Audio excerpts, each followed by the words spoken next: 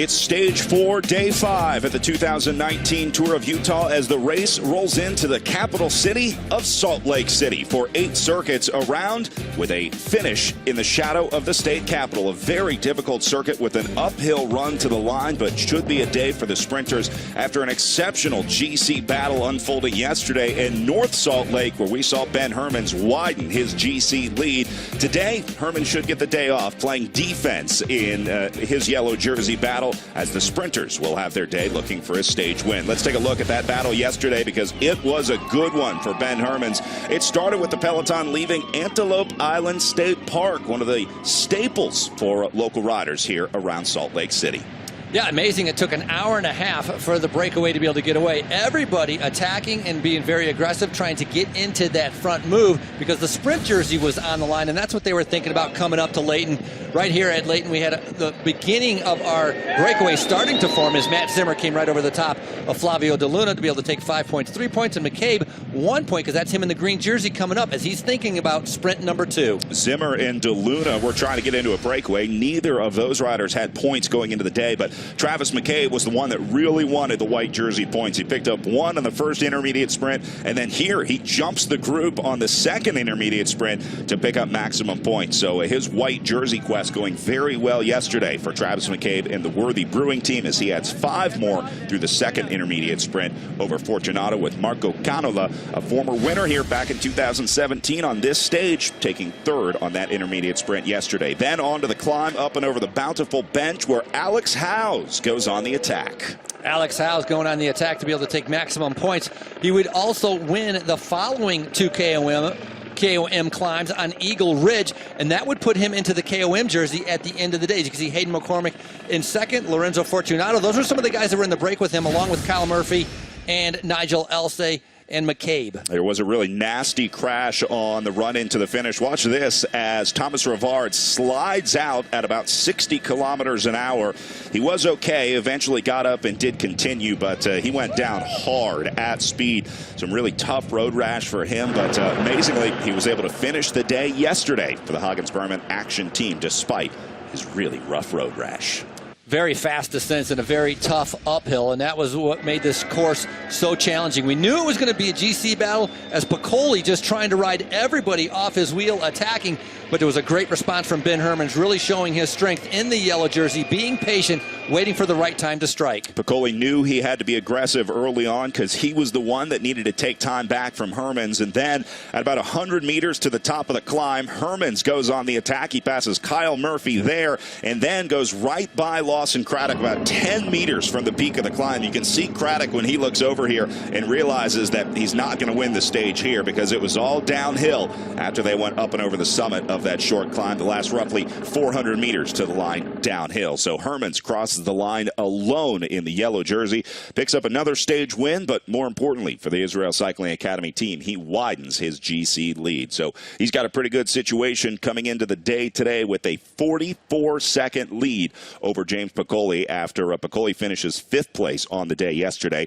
Hermans adds another 8 seconds to his lead over Piccoli. Murphy at 7, just ahead of them. He held on for the silver standard, with Egg, Swerble, and Piccoli rounding out the top 5. So it was a close one in that group, but Ben Hermans is clearly the strongest climber here as he moves into the yellow jersey. Craddock moved into the white, and then Alex Howes starting the day with 0 Utah Office of Tourism King of the Mountain points and ending the day with 18 after sweeping all 3 KOM, so he'll wear that jersey. Jal Almeida pretty much has the best young riders competition wrapped up with an over 5-minute lead in the best rider under 25 in GC competition.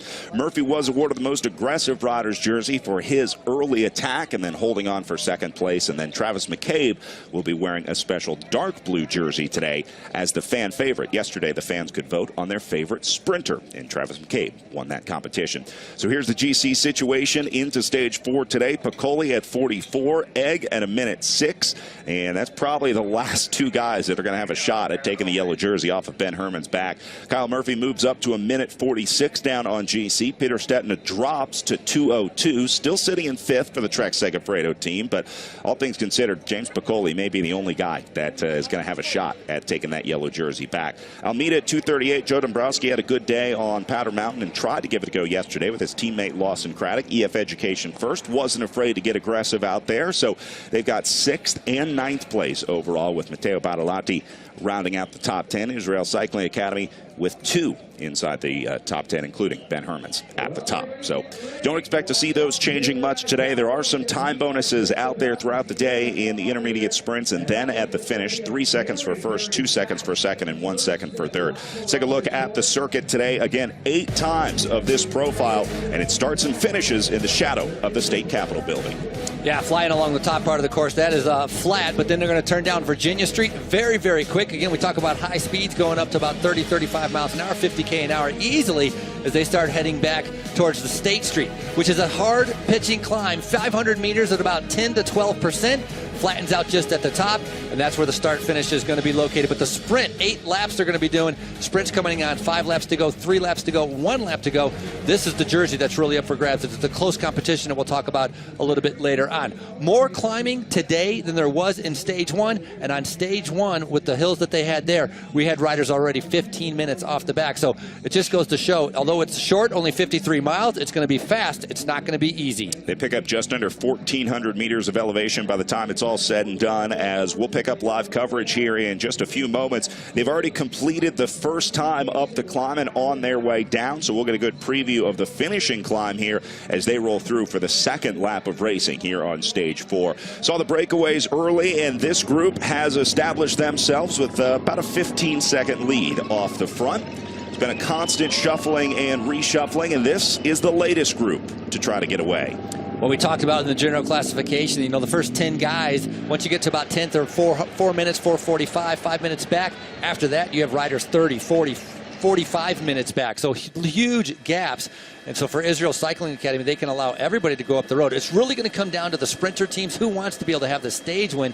That's going to have to do the work. And that's why a lot of these riders are trying to get up into that front group. Another hot day, 87 degrees out. And so these guys either are starting to get used to the heat or they're starting to crack by the heat. Ebola with 2 guys up here. The young squad here at Tour of Utah looking to get aggressive today. I think on the right-hand side, that might be Alex Hone. Going to wait for confirmation of numbers. Brendan Rim, I believe, is in there. I think that's Castillo, the Elevate rider. Got Trek Segafredo sitting right behind him. Yesterday, Kyle Murphy, with such a ride that he did, he ended up jumping ahead of Peter Stetina and Joe Dombrowski in the general classification. EF rider bridging up as we see the pink jersey coming out of the field to try to join these guys and add one more into the breakaway. I'm not sure if there's a magic number for the riders in the breakaway today. It's really going to be about the response from the field and these guys getting to work and making sure that everybody is working in the breakaway. This group might be a little big for the circuits. A little big, but what's happening is it has a representative from many of the different teams, which then eliminates a lot of the teams in the back from chasing. And so that's what you're going to see. I think there's Anzus Flaxus on the front right now as Arapaho Hincapie. Worthy has a rider up there, so really that takes, you know, McCabe out of the equation right now. But Gap's only sitting right now at about 10 seconds. This second portion of the course is the part of the course where it's very easy to be able to chase on the front and be able to bring a lot of the riders back. But look at the damage the hill is doing on lap number 1. Neri Satoli setting tempo up at the front of the field to bring those guys back, but absolutely some damage at the back. There's Marco Canola getting his look at the line. He won here back in 2017 on a very similar, almost identical circuit. So he'll know the run in here well. We'll see if he can repeat his victory, but did have a crash earlier in the week, so he's going to be a little sore. He's been bandaged up for most of the week, but starting to look better. He was up there yesterday riding hard, so I think Canola is going to be a factor today. Sitting on the back right now, trying to stay as rested and out of the wind as much as possible. Oh, here we have our leaders. Jacopo Mosca, Sergei Vetkov. So Vetkov is the Worthy Brewing rider. Ulysses Castillo, Alex Hone, Connor Shunk, Stefan Bassett. We were talking about Stefan Bassett. How he's been a little bit quiet so far. Ben Wolf, Tony Baca. All right, well, those guys holding on to a 10-second lead. It's not much, but it is the first big break of the day.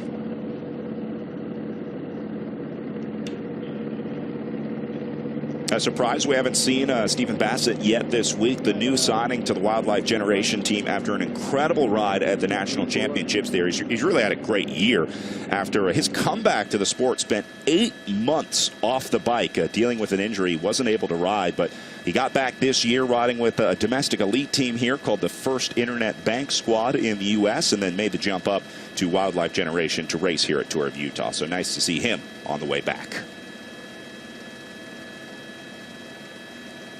Best placed rider in that front group, Alex Hohen, 7 minutes and 53 seconds back.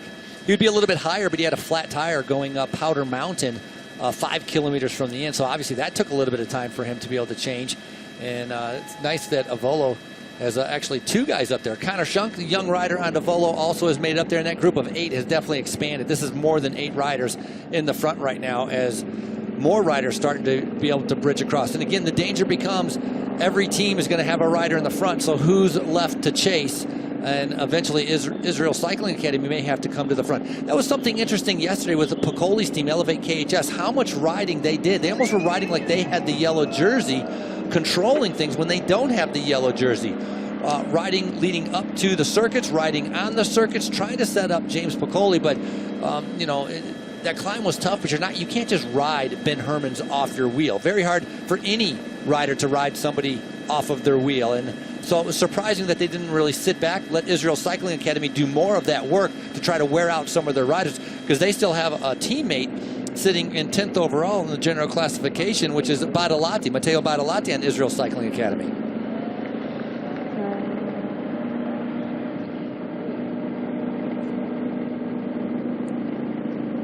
Well, guys taking their turns up at the front as this breakaway presses on, trying to build on their 10-second lead, but looks like some riders showing interest back behind them in the field. Elevate KHS has certainly been aggressive this week, that's for sure. If there's one thing that James Piccoli's not lacking, it's confidence here. He made it very clear at the start of this race that he wanted to win the overall. He believed that he could, and yesterday he rode that way. He rode like he thought he could ride Ben Herman's off his wheel, but I think he learned his lesson both on Powder Mountain and yesterday into North Salt Lake. How many times do you need to learn the lesson? I think, but you know what? Well, what else can you do? No, good for him for testing Ben Herman's, right? You have to be able to try and you have to test them, but maybe not just riding tempo on the front. Maybe trying to attack, trying to be able to get a gap, just riding them off the wheel. That's hard to do, and so, but you never know. Ben Herman's may have a bad day, and you're not going to find out unless you test him, and that's exactly what Piccoli was doing. So again, in a couple laps, we're going to have our first sprint. And just as a reminder, Lawson Craddock is leading the sprint competition because of his placing yesterday, being able to get up there. So he has 17 points. Roberto Marengo, who's worn the jersey before, is sitting second at 16 points. Then we have Ben Hermans and Travis McCade tied at 15 points. And then Kyle Murphy, he's really not going to be sprinting, but he's sitting at 12. So the sprint 5, 3, and 1, those points are going to be very valuable coming through. And we're going to have those at 5 laps to go, 3 laps to go, and 1 lap to go. So we're on a 6.7-mile circuit here. They've completed lap number 1, and somebody's chasing on the front because this is pretty strung out. And it's Israel Cycling Academy, I think, not enjoying the fact that, what is that, 25 riders? I mean, that's a lot of riders in that front group. Very big group right now. So these guys are going to have to keep pushing if they want to stay away up the road, because you're absolutely right. Field is starting to get organized back there. Because of the heat at 85 degrees, the commissars made a change to be able to make a feeding start with 3 laps in instead of 4 laps in. So trying to be able to look out for the riders to be able to keep them cool as possible so they can get water and food. Israel Cycling Academy on the front. We saw Lachlan Morton in the pink jersey for EF Education First was in that front group. Right behind him was Eric Young. Eric Young looked like he was grimacing already, just trying to be able to stay. And now we have, as they say, Grupo Compacto. Everybody is brought all back together. Counterattacks are going to come immediately, as we see might be Anzas Flaxus on the left-hand side from Arapahoe. Hincapie more looking around just to try to see what's going on as Elevate KHS and Castillo going off the front. Well, like we said, not afraid to be aggressive as Elevate KHS will send one more away. Sergei Vetkov going to jump on his wheel for Worthy Brewing. And looks like two more want to go with them. I think that was a Wildlife Generation jersey behind Vetkov. And then we'll figure out who the fourth rider is going. Might be Trek Segafredo, the one stuck right in the middle with the red and white.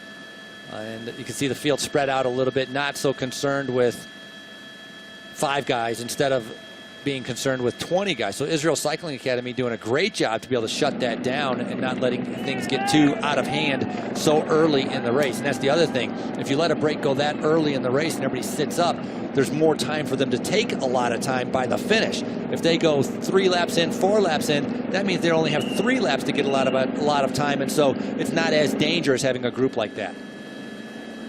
Well, breakaways can certainly win here. It doesn't have to be a day for the sprinters.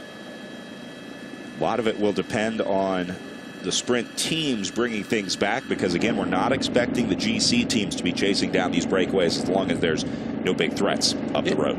Yeah, and it's a little, it's a tough climb going up to the finish. This is the same stage that Michael Matthews won back in 2013. It's the same stage that Marco Canola won back in 2017, but it's different last year when Jasper Philipsen just nipped Travis McCabe. That finish was down near the bottom of the Capitol, and it's different when Mike Woods finished, despite that being uphill, because that came from the side going up to the Capitol. So a little bit different. It's a familiar course, but it is different. Winners that have won here have won on different finishing stretches during the course of this race. I was surprised when I saw the amount of climbing, and it was more climbing than what we saw in stage 1 when we had 5 laps with a hill in it. It goes to show you how steep that climb is, as right now they're turning right, getting ready to go down Virginia Street. So right next to there, they're going by the Shriners Hospital for Children as they're heading down Virginia Street. Very fast descent, and then at the bottom it's kind of cool to be able to get a shot. It's a hard right-hand turn and another hard right-hand turn. Riders keeping full momentum around the bottom part of this course before they start heading back along what they call Mansion Row, which is South Temple, leading back towards our uphill finish. You can see how strung out this group is as they're about to catch the front group. So this one is going to come back together. And once again, seems like this will be a day where the breakaway, if at all, goes late. A few more riders jumping away up the road. They're going to split that group up. Some guys pulling the plug, some guys sticking with it. More gaps forming back in the group. Yeah, this race is shattered all over the place a little bit right now. Did you see earlier today that Felice Giamondi passed away? Oh, yeah. Sad news. Yeah, very sad. What I thought was interesting is that he won his first tour in 1965, and it was the first tour participation, and he won, and he was 22 years old. Yeah, he won L'Avenir, I think, the year before. He's the only person that's ever done the L'Avenir Tour de France back-to-back double. But what was interesting to me is that the first tour participation, and he won it in 22 years old, very similar to Egan Bernal, who won this year. Yep. So our condolences go to friends, family, the fans, and Felice Giamondi's loved ones also. All right, another split up here at the front. These are the survivors of that original move. Lawson Craddock has made it up here in the sprint leader's jersey. That's him tacked on the back in the white kit. Castillo is the Elevate KHS rider driving up on the front. Vetkov with the Worthy Brewing on the back. Not sure if that's Flaxus again, who because he was the first one to counterattack to see who would come up to him. It looks like a rider, was it 303? I think that's or Bridgelane on the back. No, I think that's Wildlife Generation. Wildlife Generation, okay. Castillo taking a big pull here. Look how strung out it is, though, on the back, though. They're in full chase mode. That is Ans Flaxus, the Arapaho Resources rider, sitting 4th position. It's a good rider to have, a former Latvian time trial national champion. As you can see, sun's starting to, it's not high noon. You can see the shadows forming on a lot of the riders here as they're flying down here, but very fast. As they get down to the end here, they're going to take a right-hand turn and going to be going up towards our finishing stretch. They're actually going to go through Eagle Gate, which is the former entrance to where Brigham Young's residence used to be. It's Stephen Bassett, the Wildlife Generation rider. So those are the 5. As Bassett makes it up, and man, these are 5 really good guys up the road in the breakaway with Castillo, Vetkov, Craddock, Flaxus and Bassett.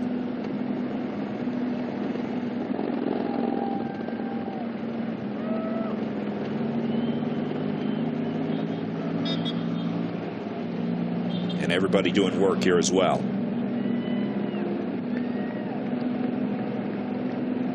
Well, this one might have the legs. It's the right number. Good composition of riders here.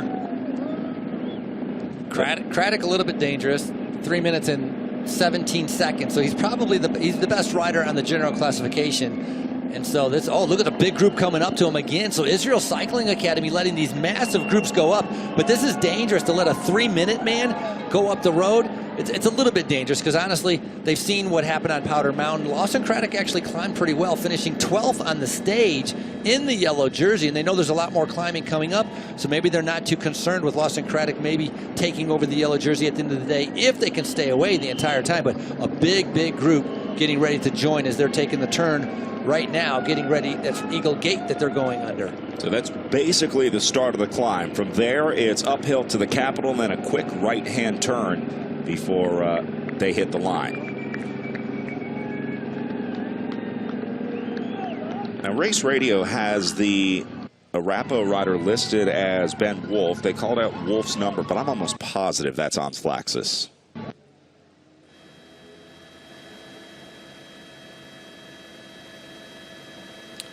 See a bridge trying to come up. Oof. 5 o'clock traffic in downtown Salt Lake City. A little bit of a shutdown there, right? Yeah. Exactly. That is a big berm. We drove up this exact road to get to the venue today. It's about 6-7 inches tall, so that's not one that you're going to be bunny hopping over. August berm in action now coming to the front, trying to be able to put the pressure down. A lot of these guys sensing it's like you did so much effort to get into this group, you made it up to that group, you're going to put the pressure on to try to make this extend its lead so that you don't get caught. You don't want your effort to go to waste. You can see everybody trying to be able to keep up on this uphill. You can see how steep the uphill is. It's a nice shot. You can see the grade as they're just reaching the top here. From the top there when they come around, it's about, I would say it's about 400 meters as they loop around towards the finish line. So it's not like it's not like right when you get to the top you're going to start your sprint. You have to wait a little bit to get around a couple turns to be able to get in the final straightaway. All right, they have been joined by this massive group, which once again takes us up to about 20 riders. Lawson Craddock going to take a little look off the front.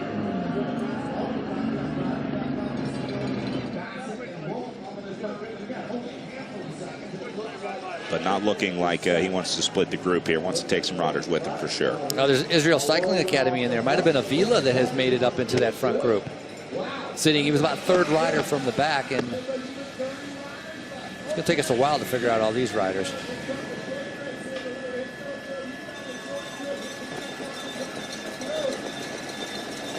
But we know Craddock on the front leading them through in the white jersey, sprint leaders jersey here at Tour of Utah. Oh, look at the field starting to come back. Starting to be able to bring it back, splitting up on the climb, but also pushing the pace. Israel Cycling Academy on the front right there.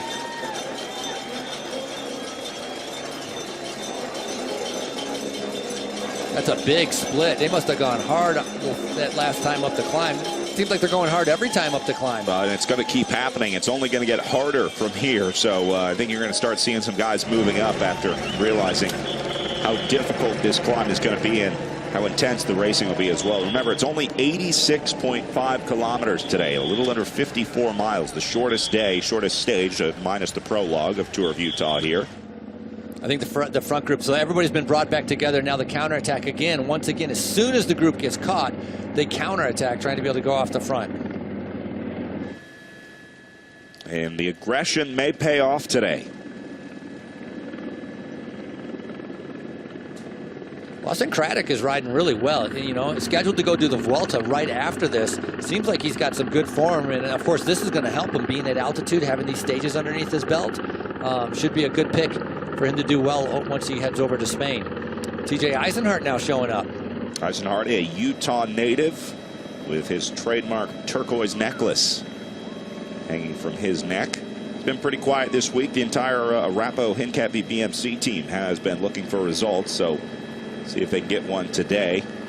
They've been willing to put their guys up on the front. They've been willing to go into breakaways, but just hasn't all come together yet. They've been surprisingly absent from a lot of these moves this week. As much as Eisenhardt's been struggling, and this isn't a great result, but I was very surprised to see this. He was 30th yesterday on such a difficult circuit, such difficult climbs. Perhaps coming around, I was surprised to see him finishing in the top 30 on that stage. I think that's Tony Baca on the front right now, trying to be able to keep that pace going. Man, it just splits up. I don't know if everybody's sitting up or they're going so hard over the climb that everybody needs a time to rest, and that's when all the guys in the front group are a little bit more rested, and so they're all counterattacking, and that's causing the split once again. Is Edwin Avila now from Israel Cycling Academy on the front. Surprised he's not just sitting on. So once they come around this turn, which is part of that canyon that is right next to the Capitol building, a 5.9 miles long. It's a kind of a greenway, a path for bikers and hikers. But this is where the feed zone is located. This is where they'll be able to get the feed zone. That's going to start next lap. They did open feeding, looks like a lap early. Commissar is saying before they start, they're going to start 3 laps into the race. And they're going to close feeding with 1 lap to go. So they did open it early because of the temperature, current weather conditions out there.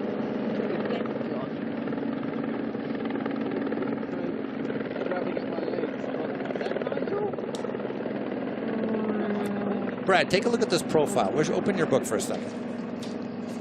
Do you see where they have the sprint line indicated compared to where the finish is over here? So that's the top where that is. This is at the bottom. So I wonder if the sprint line is at a different location than the finish line. I believe sprints are taken at the line. I think the profile might just be a little deceiving. Right, because all the blue, 7 laps to go, 5 laps to go, 3 laps to go, all blue here. So yeah, the sprints that's just indicating. Well, sprints happen at 5 to go, 3 to go, and 1 to go. So when they're seeing 5 to go, they'll sprint. When they're seeing 3 to go, they sprint. And then when they're seeing 1 to go, they sprint. Just the way it was marked on the profile that looked a little bit different, but it'll be at the finish line. So that's going to make a tough sprint each and every time. Anybody going for that's going to know what they need to do at the finish line, because that's going to be like a trial run 3 times in a row.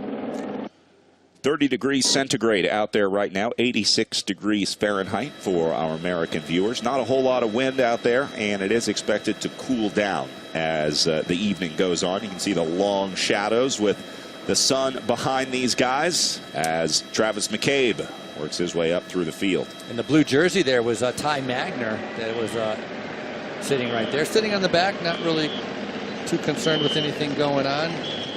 Ed Anderson.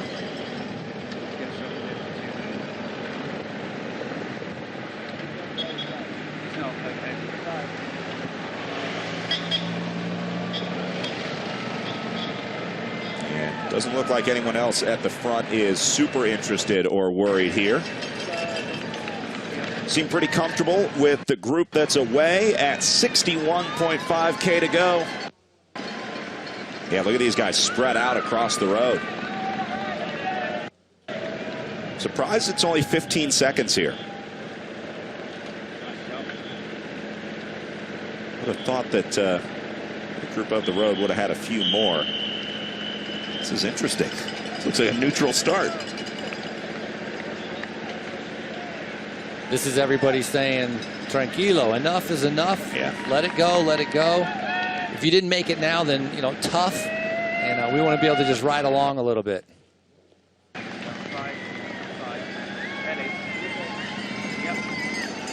All right, so speeds are starting to slow down as we'll go up and pick up the breakaway. Those guys up the road saying 15 seconds. It's going to be a whole lot more pretty soon here as the field seems to have let up on the chase.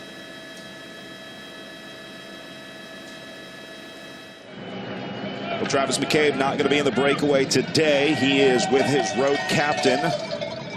I think this is the front we're group. looking at the break here. So My apologies. So this Vetkov in the front driving it right for McCabe, which again, if he can stay away for another lap and a half, he'll be able to pick up some points. So Vetkov and McCabe also saw Ty Magner in the group. And right now we're so close to everybody, I'm not sure how big the group is. Saying 14 riders, I'm not sure if it is still 14 riders, but main field thinking nobody's dangerous on the general classification, and they're allowing these guys to be able to go up the road. So it can't be 14. There's just 2 guys here. They must be trying to bridge across. Well, that's the front of the race, they're saying. So these guys have now jumped out of that big group. Vetkov is going to try and take Travis McCabe away here. It's an interesting setup.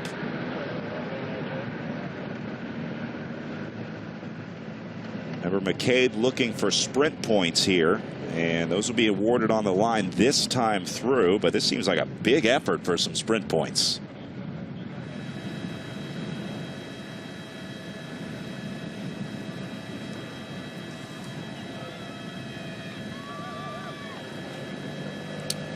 So they're going to hammer trying to get those points. And if he gets this, he's going to move into the lead, jumping over Lawson Craddock if McCabe can take that.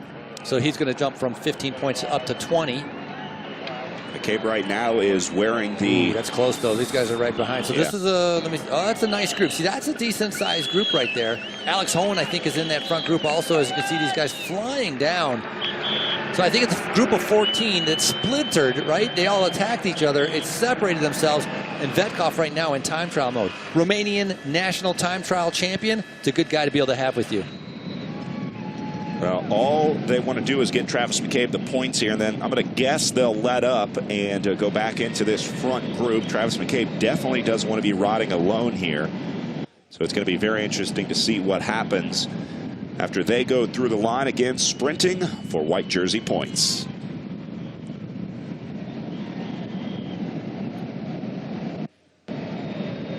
And fast downhill here as these guys do have to go into the tuck, maxing out their gearing. Got to be careful of the traffic islands in the middle, but they'll be well versed in those at this point after a few times around the circuit. That's that fast turn, that right-hander where you just keep your momentum. It's like a roller coaster just diving down.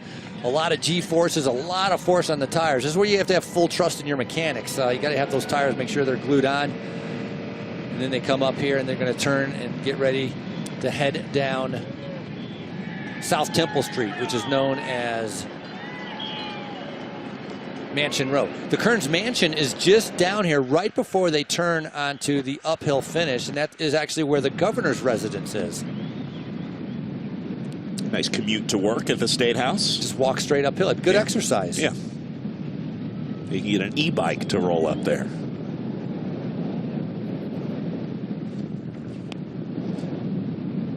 Well, quick look over their shoulder as doesn't look like these guys are going to push too hard on the way down.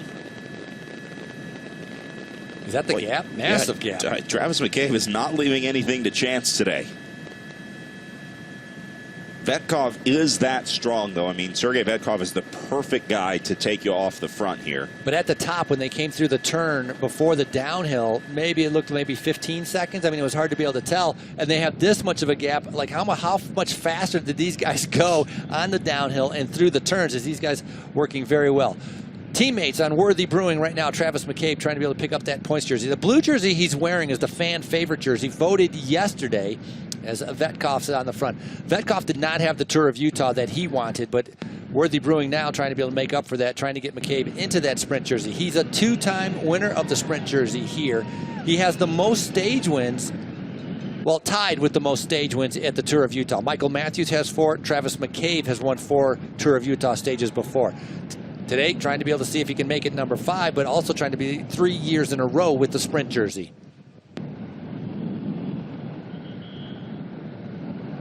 Started off a little bit behind, too, on stage number 1 when he missed the split. And his team didn't help him to be able to bring it back at all. And finished up 7th, I think, on that day, not picking up very many points. So it's been a game of catch-up the entire time, and it's definitely been on their mind. Ran into the owner of Worthy Brewing, or the owner of Floyd's pro cycling team yesterday. Ran into Floyd Landis and Dave Zabriskie in the bar. They came in to be able to talk with the Worthy Brewing guys, give them a little bit of encouragement, talk about plans for this year and next year. And so they're here for this important circuit race, which is, I think, one of the highlight days of the Tour of Utah. It's one of my favorite because it's the most fun, it's dynamic, it's exciting, it's short. A lot of good things about it. Yeah, we heard a lot of riders talking about this being their favorite stage. Final day to Park City is always a good one, too. They end on Main Street. That is, to me, one of the best days of racing in the United States. But this might be one of the most exciting. The circuit race is always great in Salt Lake City here at Tour of Utah. Israel Cycling Academy has put 4 guys up here in front of Ben Hermans. So they may feel that there are some danger men up the road, or this breakaway might be getting out of hand, but it's only 20 seconds on GPS here. But Travis McCabe almost to the top of the climb here, where he should be able to pick up maximum points in his quest for the white jersey here at Tour of Utah. A little different. The white jersey is the sprint jersey. The King of the Mountain jersey is a blue and white jersey. And then Best Young Rider is a light blue jersey.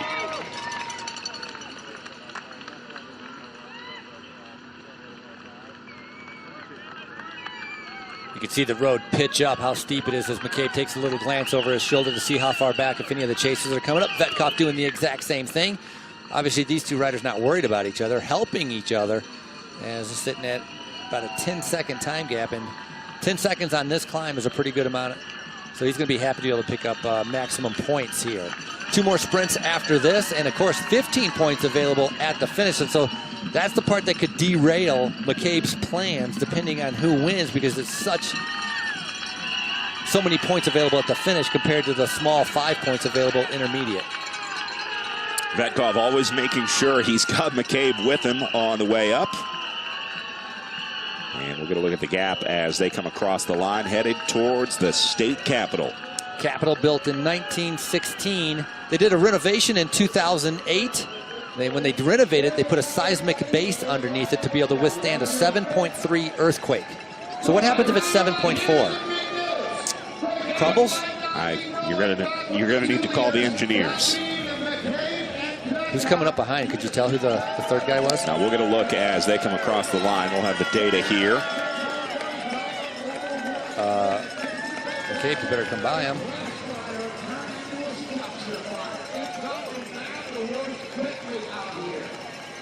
So you could. This is a great. This shot that we just saw. How much time it took for them to come to the top of the climb to get to the finish. You get an idea how long it is. Canola Specialized and a Volo coming up to join them. I know that's Alex Hohen from the Volo squad, as they see 5 laps to go. EF Education first, sending one across the gap to try to join those guys as well. Efren Santos is the Canola Specialized rider, and it's only about 19 seconds back to that group.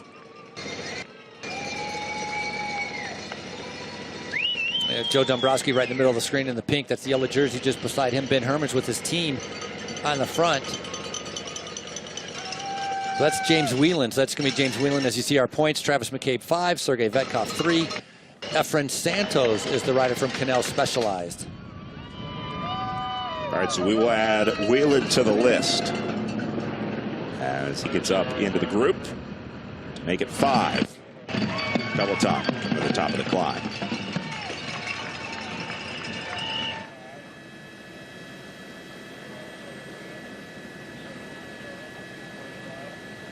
Of those 5 guys up the road, Alex Hohen is the best placed at 7 minutes and 53 seconds.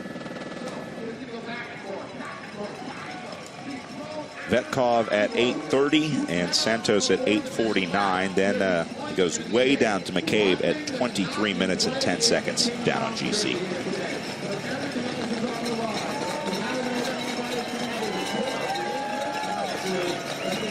Israel Cycling Academy still going to go all hands on deck up at the front. Just trying to keep their man Ben Hermans out of trouble in yellow.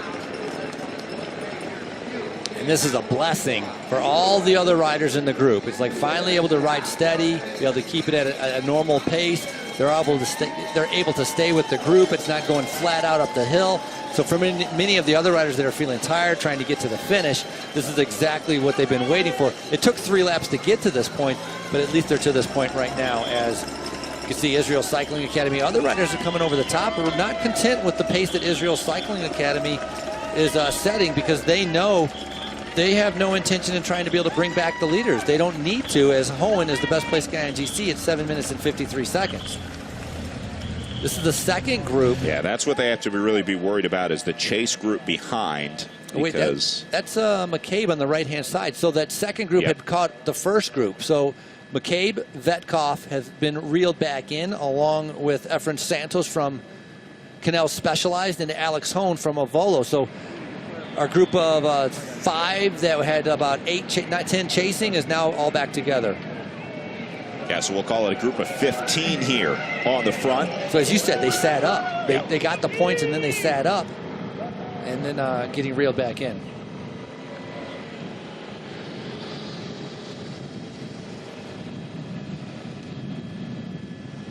Yeah, because that is Wayland tacked onto the back. There is number 101, Alex Hohen. And then, of course, Travis McCabe and Sergei Vetkov. 144 right there, Tony Baca from the 303 project.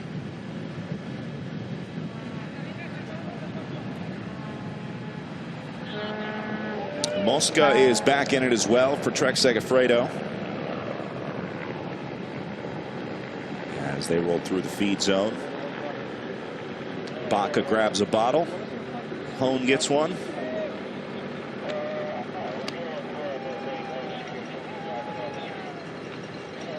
And I think I saw Alex Howes up there as well in the King of the Mountains jersey. I was looking for red, white, and blue. So you're in the King of the Mountain jersey. Maybe he's up there. Interesting. So that Howes Howes has sacrificed himself every single day here, hasn't he? Sitting 41st in the general classification, so he's not going to be much to worry about. Nipo Vini Fantini contributing to the chase now. They linked up with Israel Cycling Academy and said, hey, we'll contribute a couple guys here. That is the team of 2017 winner here, Marco Canola. So they want to make sure that Canola has his shot today, and that means catching this breakaway that is now 1:40 up the road.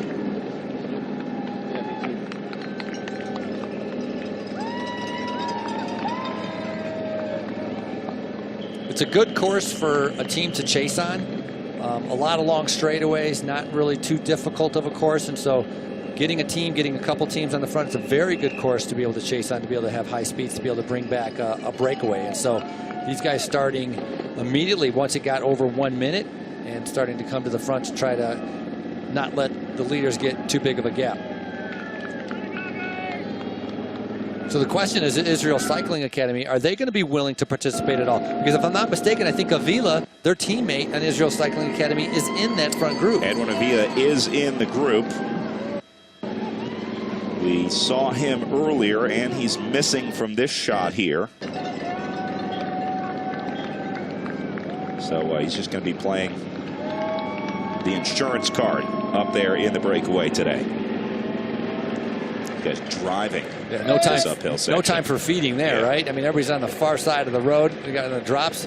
One rider able to get a bottle in the front, but otherwise these guys are going extremely quick right now. It's a gradual uphill also on this area of the feed zone before they get ready to take a right-hand turn and start heading down 11th Avenue. All right, let's run through some of the names that we know are in the breakaway. We know that Hohen is there. We saw Sergei Vetkov along with his teammate Travis McCabe. Efren Santos is the Canola Specialized rider. Eder Frere we saw earlier. Kevin Vermark from the Hagens-Berman Specialized team. Hagens-Berman Action, sorry. There's TJ Eisenhart taking his pull up on the front. And yeah, that is Alex Howes right there, left-hand side of the screen in the King of the Mountains jersey. King of the Mountains competition is sponsored by Ski Utah here in Utah, so those are the logos of Ski Utah on his sleeve. They look like snowflakes.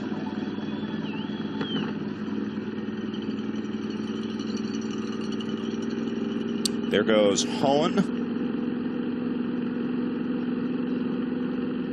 I'm going to guess that is still... I think that's Kevin Vermark coming through again, once again.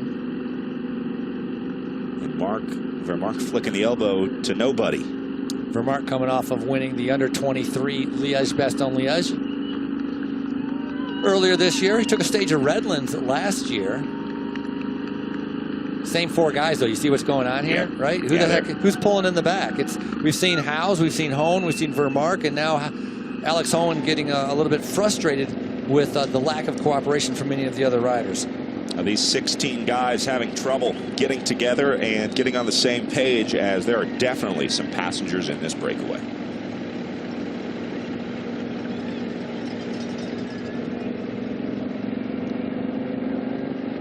Short poles here. Castillo, I think that is that Mannion? No, I think it's Ty Magner. Ty Magner, yeah. But looking on here, it says Umberto Marengo is in this group. So you're going to have to keep an eye out on him. He's sitting, this is dangerous for McCabe because Marengo's sitting second in the sprint competition.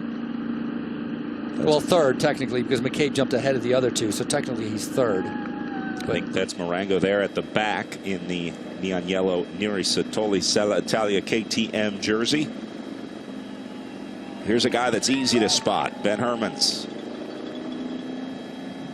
And really, we can expect to see Hermans pretty much riding like this the entire day. He'll be surrounded by his Israel Cycling Academy teammates, really just trying to keep him near the front, keep him away from any crashes. He doesn't want to have a James Piccoli scenario where you end up with a mechanical or a flat late in the race. Well, as long as Nipo Vini Fantini is willing to be able to stay on the front and do the chasing to try to be able to set up the 2017 winner, Marco Canola, to repeat as a victor. Let him do the work. But yes, I agree, Ben Herman's just going to be able to just spin the legs. And again, next 2 days, very, very difficult. And that's what these riders are thinking about. Next 2 days, I mean, tomorrow, you're going to be doing 80 miles going Canyons Village to Park City Mountain. And then the following day, which of course has Empire Pass, which is just like incredibly tough. That stage is 78 miles. So GC guys need to spin the legs, need to try to recover, because the previous 2 days have been super hot and very, very tough bike racing. Alex Howes now flying around the right-hand 2 corners as he's getting ready to try to string it out, keeping the pace going. Look at him, he's pedaling through the turns. He's a great descender, great bike handler. That is definitely one of the major strengths of Alex Howes. He's very comfortable on a bike, and you can see it when the road pitches downhill. So I think that is Marengo coming up to him. And they're not sprinting this lap. I believe they're going to be sprinting next lap. So hopefully Umberto Marengo knows that. As TJ Eisenhart swings off, Hohen coming through. Again, a lot of coasting going on here. This is a gradual downhill. Ty Magner in that blue rally jersey, specially made for Tour of Utah. They're only wearing it, the team Rally UHC is only wearing it here at Tour of Utah, and the women, the Rally Women's Pro Cycling Team, wearing it at Colorado Classic, benefiting United Healthcare Children's Foundation. And if you go to the team's website, you can purchase the jersey. They're actually nice looking blue. I like the nice looking blue, but I'm used to spotting Rally in orange. Right. That throws me off. The Wildlife Generation team also with the blue jerseys, a new squad this year coming out of the Jelly Belly program, still directed by Danny Van Hout. And their new signing, Stephen Bassett, in the breakaway today. Looking very good, looking very comfortable out there in front. Oh, I missed, who's the Trek guy? I missed that number.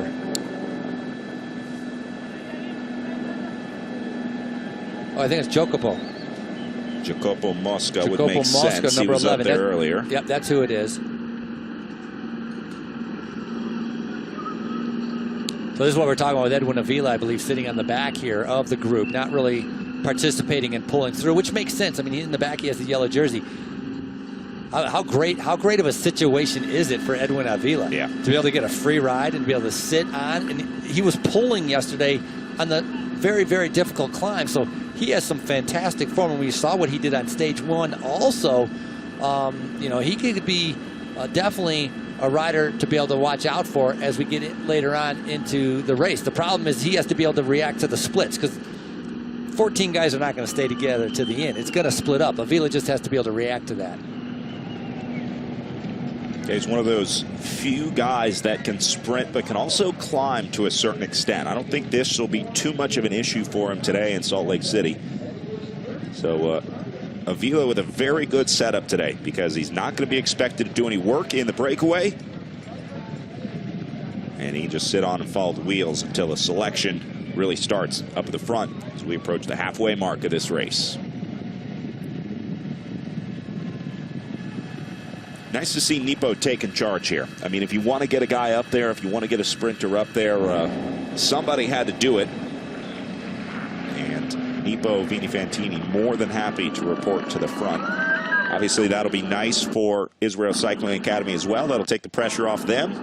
I think it's an indication, though, that Marco Canola also has recovered from his stage 1. I'd say that's a pretty clear message that Canola is feeling good today. Saying I'm feeling pretty good, recovered from his stage 1 crash, despite him cramping up right yesterday, completely pulling off, stopping, unclipping, grasping his leg on the side of the road on the climb after being in the break all day. And that's my one concern with that, is how fresh is he going to be after such a big effort yesterday? Yeah, cramps in bike races are normal, but cramps that make you dismount the bike, those are a little more rare. We saw it yesterday. Little split, Nepo loses control. Yeah, kind of different. Nepo was riding on the front, other guys starting to be able to come up. Donner Akin, the German team on the right-hand side, and the blue jersey just pulling up a bunch of guys. I mean, you don't blame him for following him. Elevate KHS, that was George Simpson sitting just behind him. Piccoli's been a little bit quiet. We haven't seen him, which is a good thing, trying to be able to stay rested. Fantastic ride that he did actually all week, but yesterday was another really good ride that Piccoli did, kind of testing himself, trying to test all the other riders, but Ben Herman's really proven right now he's untouchable. The thing that's going to beat Ben Herman's is going to be Ben Herman's if he gets sick or the heat cracks him, if he has a bad day. If he stays kind of the way he's been, his form is definitely above what everybody else has shown. Guys using the opportunity to move up the outside here. It's a unique shot from the helicopter directly above. And then it narrows down as they deal with a little bit of traffic underneath the Eagle Gate. These guys at the top as Jacopo Mosca will lead them to the summit of the climb. Jacopo, 25 years old, 17th at his National Time Trial Championships. Last year he won a stage of the Tour of China. He's ridden the Giro d'Italia before. First time over here doing the Tour of Utah. As I think that's Vetkov maybe on the front right now, swinging off. And same, well, I don't know, there's got to be 6 guys probably sitting on, right? This is not a fluid pace line that is taking place here. So they're going through. Next lap is going to be a point lap, and sprint points are going to be available. Last time, McCabe really didn't have to worry about really sprinting extremely hard. But this time, with Umberto Marengo up there, he's definitely going to have to keep his eye out. And Marengo is the rider in the bright yellow jersey right there. See, he's thinking. Yep. He sees Travis McCabe on the front, and shouldn't have been any points there. I think they were just being careful. That was not a sprint lap. It's not a sprint lap. I think Marengo thought it was a sprint lap, and Travis McCabe is like, oh, maybe if he's sprinting, I should sprint. Yes, he's like, maybe I have this wrong. Maybe something's messed up. So he decided to sprint also. But next lap is going to be the sprint lap as Nepo Vini-Fantini come into the front once again. So obviously they're working for Canola, so you got to be able to. He's going to be able to sit it in. But strong team. Even Santa Romita is on here. Filippo Zaccaretti, Sho Hatsuyama, Giovanni Lenardi, and Filippo Fiorelli.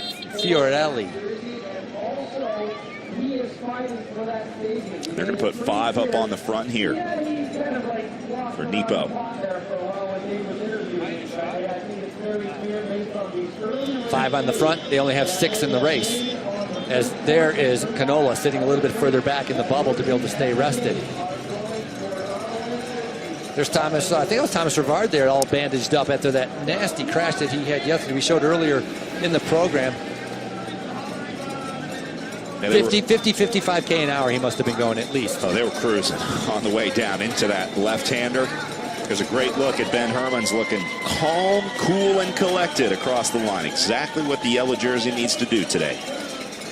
Gap up to 1:20 for the breakaway.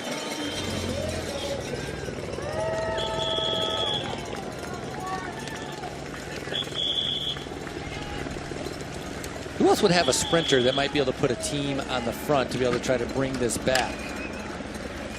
I mean, that doesn't have a rider in the break, and that's the key. Almost everybody has a rider. I think there's no Donner Akin rider. The German team, I don't think they have somebody in the break unless it's sitting on the back. We can't really see him. DC Bank has somebody. 303 Project has somebody. Team Bridge Lane. Pretty much, that's the danger. When you have so many guys in the front group, there's not a lot of teams left to be able to do the chasing. And when Avila taking his pole up on the front, turns it over to Stephen Bassett as these guys get back to work on the way up with a 1:20 gap.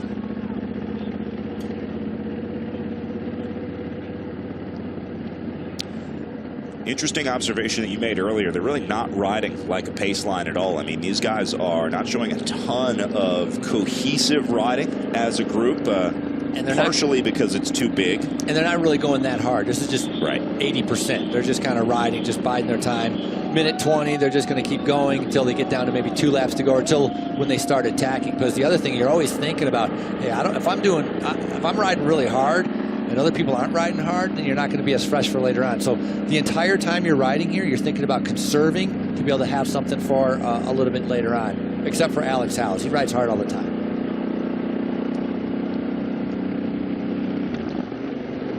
Howes with a daring ride yesterday, going off the front, looking for those KOM points. He got all 3 KOMs and went from 0 to 18 points, which was enough to put him into the lead and back in the breakaway today, even though there are no points available here. What I liked with the strategy EF Education did yesterday, because Howes was in the break, they got relatively close. Lawson Craddock bridged up.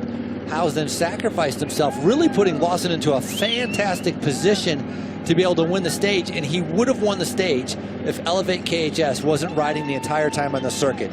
Again, I'm not really sure. You know, I'll let Israel Cycling Academy have to deal with that, but Elevate decided to take control of it. And honestly, Elevate KHS's riding is what shut down and prevented Lawson Craddock from taking the win and set up Ben Hermans for the victory. But Elevate KHS deciding they wanted to be able to give Piccoli the best chance on the climb, and so they did what they had to do. Yeah, it was a gamble. I mean, they could have sat in and let Piccoli just try and follow Ben Hermans and say, we're not going to try and gain time, but we also want to make sure that we don't lose time, which was the risk that they ran when Piccoli went so hard on the front. Here comes Lawson Craddock right now, flying right over the top of him. But it was a great move yesterday is what they did. Oh, trying to get the motorbike. Yeah. Lawson's not happy with how close the motorbike is. But tactic-wise, it was perfect from EF Education first. So trying to get the motorbike a little bit out of the way. Lawson feeling that the Nippo Vini Fantini rider is getting a little bit of a draft. Recently, there's been some studies on that saying with the motorbike being this close, you get this much draft. The motorbike being this close, you get this much draft. And I thought it was pretty self-explanatory that the closer the motorbike is, the bigger draft you get. I was like, yeah, I knew that. Go figure. I think the revelation was how far out the moto can be and still give a draft to the riders. And you still get a little bit of an advantage. Right. Correct. Cars coming up. They put them in the gap here as they've gone over 1:15 on GPS. Might even be a little more, but we should start seeing some feeding here. What's interesting is we've marked and seen these riders in the front. We all know them. You know, we've seen the same 6, 7, 8 guys. We're very familiar with who they are and what they're doing. The guys in the back, not as familiar with. Not really sure who's who that's in this group that's sitting on the back. The wildlife rider is Stephen Bassett. Stephen Bassett. Bassett might be one of the biggest sleepers in this group. If you're talking about guys that are not going to be recognized by the bigger teams, the World Tour teams and stuff like that, Bassett is absolutely on the list. But he is incredibly strong. Remember, he had that ride at Nationals, ended up 2nd place at the National Championship to Alex Howes. So he's a guy that belongs in that select group. Also coming off, he was 3rd at Elite Nationals road race, 2nd at the Pro road race. He won the overall at Joe Martin's stage race. second at a stage at Redlands. Well, he got third at Elite Nationals because his team swept the podium. He gave 1 and 2 to his teammates. Exactly. So he's been on fire, and you're right. Maybe just maybe he didn't adjust to the altitude as quickly as he wanted to, and now he's starting to be able to find his legs. But yeah, a sleeper. Nobody's going to know who Stephen Bassett is on Wildlife. They're going to know in the next couple of years, I'm sure. Tony Baca putting in a big effort, jersey unzipped, up on the front. Here comes Magner up next, the American. Then Castillo for Elevate KHS, followed by Utah's own TJ Eisenhart. This is a special race for this guy. Special race, being a Utah native, and kind of it's almost like his hometown race. And he's done very well here before. This year not going as well, but just a nice showing of him being into the break. Ty Magner, this could be a good sprint for him, but I don't know if the climb is going to be too tough for him. But Ulysses Castillo, that's one I think that would be good on the climb. They look like Eric Young just sitting on the back of this is the main field right now, and you can see how fast that chase is going, causing a lot of these riders to just kind of get onto the wheel and try to stay as much out of the wind as possible. That's Rob Britton in the blue jersey on the right-hand side, sitting a little bit further back. Kyle Murphy, I think, should be designated their sole leader. He jumped 2 spots yesterday, going ahead of Peter Stetina and Joe Dombrowski. Kyle Murphy doing a fantastic ride. Right now sitting 4th overall. It's going to be hard for him to get on the podium, though. He's got to get in front of Nicholas Egg and James Piccoli. And we've seen Nicholas Egg riding very well also.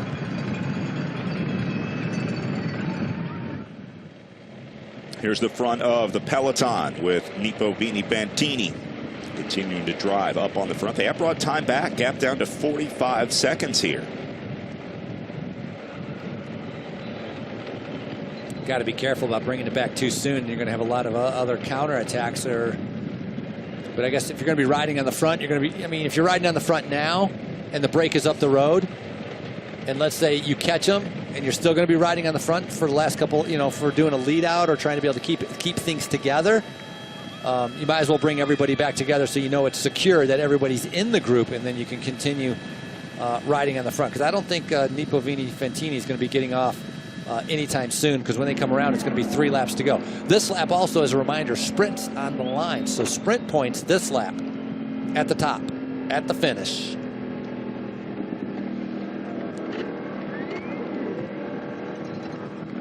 Well, this is where Marengo needs to make sure that he gets up there with Travis McCabe.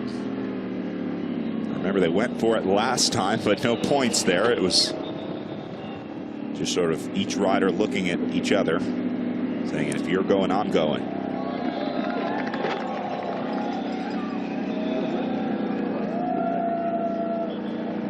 All right, so again, they are about to see 5 laps to go on the circuit. 5 more times up.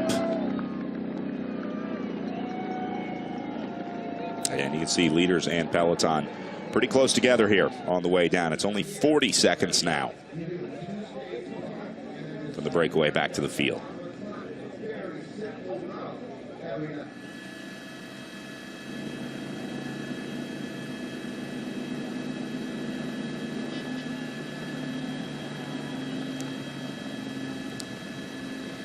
Peloton right now swinging down, coming off of Virginia Street, getting to make those sweeping 2 right-hand turns and then going back up to be able to come back on South Temple. South Temple is a long, gradual downhill also before they make the right-hand turn up to the finish. And so I've mentioned it before, it's a great course to be able to chase on. Long straightaways, plenty of time for many teams, and especially on South Temple. I mean, it's got to be 8 lanes wide. It's an incredibly wide road, and so everybody can come to the front to be able to lend a helping hand if they so choose. Vetkov pulling off. Ulysses Castillo right behind. Edwin and Avila's trying to be able to close down that gap. And once again, sprints are available. Vetkov looking around trying to be able to maybe see where McCabe is, or maybe just patrolling the front, trying to make sure that all of these guys are going to be able to stay together. Now, Marengo, what's going to be interesting is Umberto Marengo, is he going to follow McCabe, or is McCabe going to follow Umberto Marengo? Castillo, I mean, Avila does have some points, so you got to watch out for him, actually. Avila sitting 8th overall, so he has 7 points, so he can be able to use some of those points. Avila with 10 points. Yeah, my bad. You're right. Avila with 10 points. So those are the guys with the points. Avila in the front group, Travis McCabe, and Humberto Marengo. 3 riders battling it out.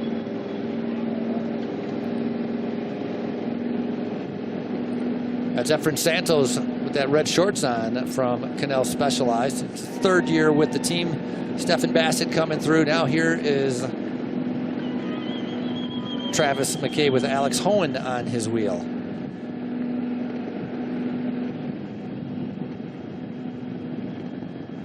Hohen digging deep. He's a fighter as well for the Avolo squad. Yes, squad that just came out of the U.S. scene 2 years ago, 3 years ago, under 23 development squad. A lot of riders aging out, so he's going to have to find new talent. And with the talent that was on that team this year, they had a very, very strong team. Yeah. So they're losing some key riders, but Mike Creed does a good job with finding some new talents. It's amazing, like Axel Merckx. Axel Merckx gets everybody from all over the world contacting him, and you've seen so many riders graduate from that program up to the World Tour. A fantastic set of, the way he's run that program, the graduation rate is amazing. In the U.S. with Michael Creed, it's kind of the same thing. Anybody that's a good junior or around, they're contacting Avolo trying to get onto that development squad. Yeah, they sent Luis Villalobos to the World Tour from that squad this year. Had kind of an interesting deal. Made the move halfway through the season. But absolutely some World Tour potential on that squad. All right, on to the climb underneath the Eagles Gate. Remember, points through the line. And Howe's going to pace him up with his teammate Jimmy Whalen right on his wheel in the pink EF Education First jersey. So a lot of the riders just want to be able to conserve because obviously they're thinking about the finish, trying to win the stage. And so they're not going to be going flat out. And right now, see Vetkov setting the tempo on the front. McCabe sitting a little bit further back as he's starting to move up. But James Whalen now coming to the front. So McCabe's going to have to think about trying to be able to get points. Right now, he is sitting in the lead with 20 points. Humberto Marengo sitting with 16 points. Here comes Kevin Vermark, surging on the climb. Hohen will be able to follow the wheel.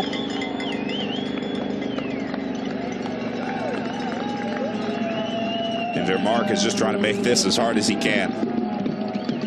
Not making any friends in the group, that's for sure. Eisenhart at the back. Trying to find that bright neon yellow jersey. There he is, Humberto Marengo way back. Out of position, but again, we've seen how long it takes from coming out of this turn to be able to get to the finish. It is a long drag leading towards the finish line. Vetkov wants to be able to keep the pace high to prevent Humberto Marengo from possibly moving up and to get into a position for the sprint. So Vetkov on the front trying to lead out McCabe. 5 more points on the line. It's 5, 3, and 1. Time bonuses really aren't important for these guys, right? The 3, 2, and 1, they don't really care. What it is, it's the points. Well, McCabe will pick up maximum points here. Nothing doing for Marengo, not even going to challenge him. And good ride by Vetkov. He should stay up there to take second. Bassett closing the little gap that opened there. I'm wondering if Marengo might be losing track of which laps. Yeah. Well, that is the sprint there at 3 laps to go. And next sprint comes when they see 1 to go on the counter. That'll be the final intermediate sprint of the day. At the end of the day, if Humberto Marengo wins this bike race, we're going to know exactly what he was thinking about. Saving his legs for the end, but he's got to be able to hold off these guys. Nipovini Fantini on the front. 6 riders came here to Utah. They have 5 of them on the front riding right now, trying to be able to save Marco Canola for the finish, as he did here in 2017 when he won on the exact same course.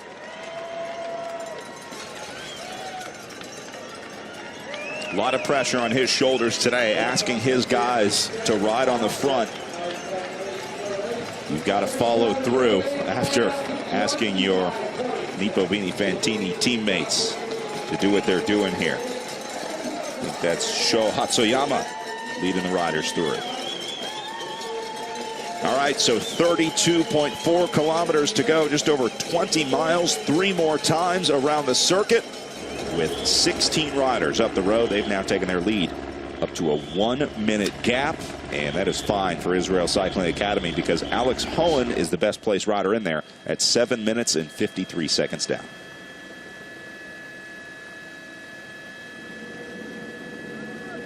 Saw coming through that finish line, Lachlan Morton on the back right there. Just kind of, he was swinging wide to the left, just kind of sitting on the back. Arapahoe Hincapie guys, they're sitting on the back. It's been a familiar position. We've seen them for a few of the days there. Ty Magner doing a good job getting into the break. It's amazing. You know, it's not easy getting into the break. And if you set out that day, you got to put out a huge effort to be able to get yourself into the break. And so that's what a lot of these guys do. Because don't forget, they're definitely tired after 3 days of racing, but the last 2 days incredibly hard. And so a lot of these guys trying to find the legs, find the heart and desire to be able to put themselves in a position to win. And that's exactly what these front runners have done. Even though it's only at 1 minute, they just saw 3 laps to go. So we're winding down. We're actually getting into those closing laps. Yeah, this is still a really strong breakaway. There's a lot of power still left in this group. As you said earlier, they're only going about 80%. These guys aren't nearly maxing out the legs of what they can do here. As we take a look at the sprint results, Travis McCabe takes maximum points. Santos in second. He'll get 3, and Kevin Vermark rolls across the line to add 1.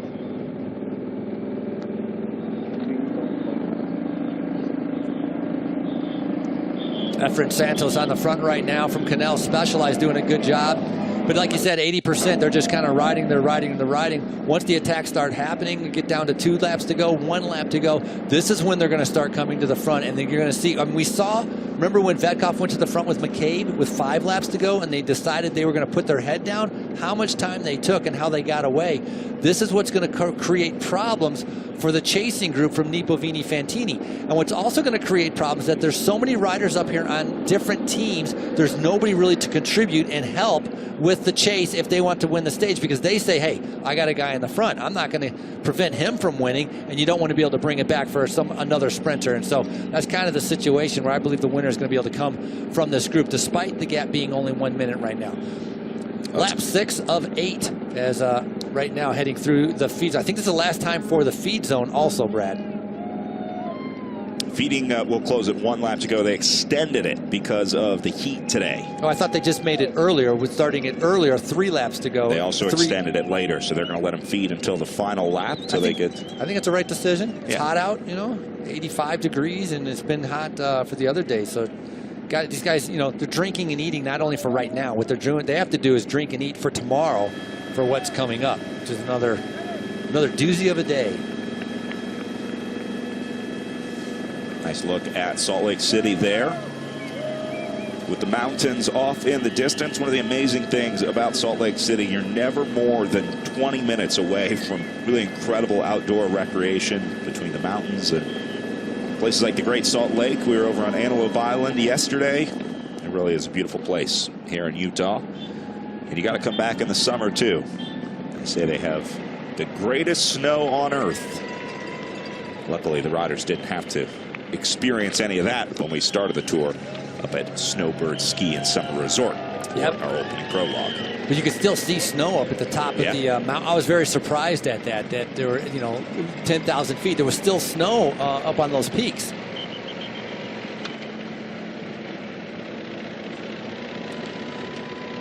But we were talking about the chances for the breakaway. Just looking back at the last 2 years, 2018, the gap fell down to about 10 seconds in the last 3 kilometers, and then they made the catch at about 800 meters to the line. So the breakaway's always been close. Different course.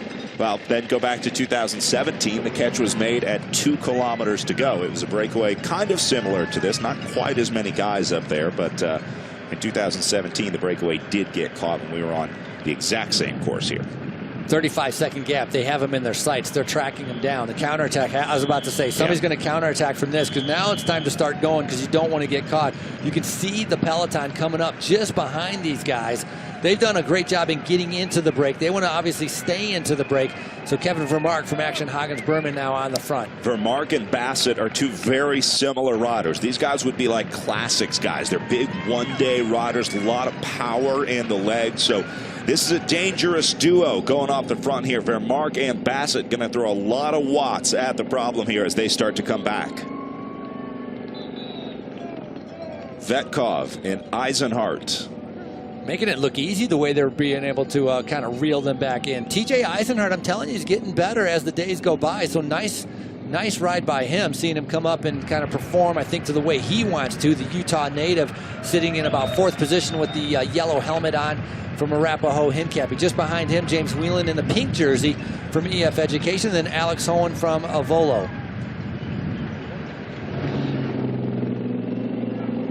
Vermark going to put in a big effort here. He is clearly motivated to keep this group going. He likes the setup, likes the situation, but remember, they've still got Michael Rice back in the field. Great sprinter for the Hagens Berman action team. And that'll be the backup plan. Here goes Eisenhart now. James Whalen on his wheel, and Vermark recovers from his effort to try to jump on Whalen's wheel. 2017, Eisenhart was on fire, and that's really what put him on the map. Won the overall at Redland Cycling Classic. He was 4th overall at the Colorado Classic. Now trying to be able to win a stage here, 2019 Tour of Utah. Whelan counterattacking from the EF Education first, is coming right over the top of TJ Eisenhart. Well, and this is what these guys need to do. They've got to split this group. 16 guys are not going to go to the line together, and they know it. And you need to go harder to be able to get a bigger gap on the group that's in behind, because you're going to need about a minute, because on that last drag on the downhill on Virginia Street leading in, even if one team is riding on the front, everybody gets excited. Everybody's going to get to the front. And you have to remember also, if you lose time on the climb, you're going to lose time on the general classification. So what's going to happen is not just sprinter teams drag racing to the battle for the corner. It's all the GC teams are going to be battling, trying to keep their riders in a good position. That kind of fury, that kind of impetus, that just tracks back a ton of time on the breakaway. And so that's what these guys are going to need, about a minute, in order to be able to stay away. Because, right, Elevate KHS is going to come to the front. Israel Cycling Academy is going to come to the front. Trek Segafredo is going to come to the front. Not thinking about sprinting, but thinking about having their GC guys be in a good position for when they turn on the climb, that there's no gaps that open up, and they're able to maintain their GC overall position. James Whalen, Efren Santos, and Jacopo Mosca. First 3 here with a little bit of space in between them as the rest of the group starts to roll up. But Vermark lighting the fuse to get things started here as the gap was coming down. They were a little uncomfortable with the field that close behind them. So Vermark hits out and sparks this action. So now that this spark has kind of ignited the flame under these riders, it'll be interesting to see if the time does go up, because on the climb going up to the finish, it was starting right at about 30 seconds. And so now we're going to be able to see with this kind of effort that the breakaway is doing, if they are actually able to pull a little bit of time out of the chasing group, or if they're riding incredibly strong, if Nipo Vini Fantini could just continue the effort they're doing for the last 2 laps. Whalen putting in a massive effort up there on the front. Hasn't dropped anybody out of the group. Obviously on the downhill, a little harder to get rid of guys, but that's Thomas Rivard on the back. Not feeling very comfortable with the high-speed turns right now. Nasty crash yesterday. Should be laughing about it. I felt horrible for him because he got skinned head to toe. I mean, he slid from the middle of the road all the way to the curb. It's amazing to be back in it today. Tough, very tough. Yep. Got to give him a lot of credit. Because mentally you got to be tough, and physically, obviously, he's tough because he's here and he was able to finish yesterday. This is Castillo out of the breakaway with a little bit of time. Again, nobody dropped out of the group of 16. Castillo last year was second at a stage here at Tour of Utah, just missing out on the win. Second at National Championship Road Race. And so he's a good sprinter. So he's fast and strong, and so he's someone to be able to watch out for. Was on a smaller team, joined Jelly Belly for a little bit, and then came over after Jelly Belly to Elevate KHS, as now he's going.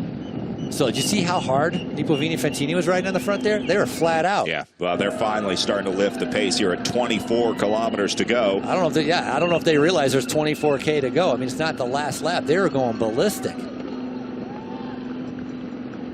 That's just a testament to how strong those riders are, being able to do this. Avila coming up.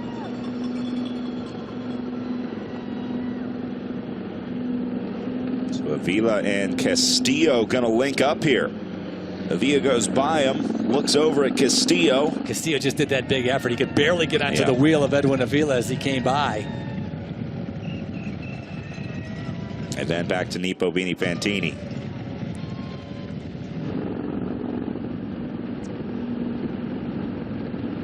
All right, so these guys trying to split the group. Nobody else looks like they're trying to bridge up. Everyone else riding together behind them. The other 14 in the gap now as those two guys just barely roll off the front with Castillo and Avila. Avila third on stage number 1. He's been a previous Colombian national champion, as they're the first riders to strike out and try to be able to break apart the breakaway. Here's what I'm talking about with the GC riders. Everybody coming to the front, trying to be able to stay in a good position each and every time going over the climb. They don't want to be caught out. They don't want to be caught by surprise. When the riders get to the top, it's going to be 2 laps to go.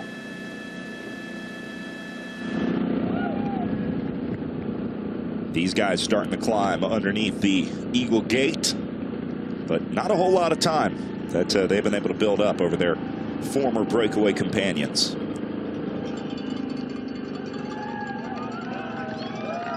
It's deceiving. You see that red 1 kilometer kind of sign there, but it's a long kilometer because you got all that uphill, and then once you get to the top, it kind of winds around getting to the finish. So it seems like it takes forever to be able to get through that one kilometer. Efren Santos now from Canola Specialized, just in the back with the red shorts, blue jersey. Mexican team, as Santos is on the front trying to be able to bring back Edwin Avila. Look at the face and the grimace that Ulysses Castillo is putting out right now. It's a big, big effort as we see the whole team of Nipo Fantini continuing to do the chase. All the way up against the curb. It'll be interesting to see if Canola is going to try to go across, try to be able to bridge the gap to be able to get up there and be able to take some pressure off of his team. That could be one tactic to do, because it seems like a lot of guys really racing to be in the front of that main field, not to be able to be caught out by surprise. Castillo and Avila going to get swallowed up here.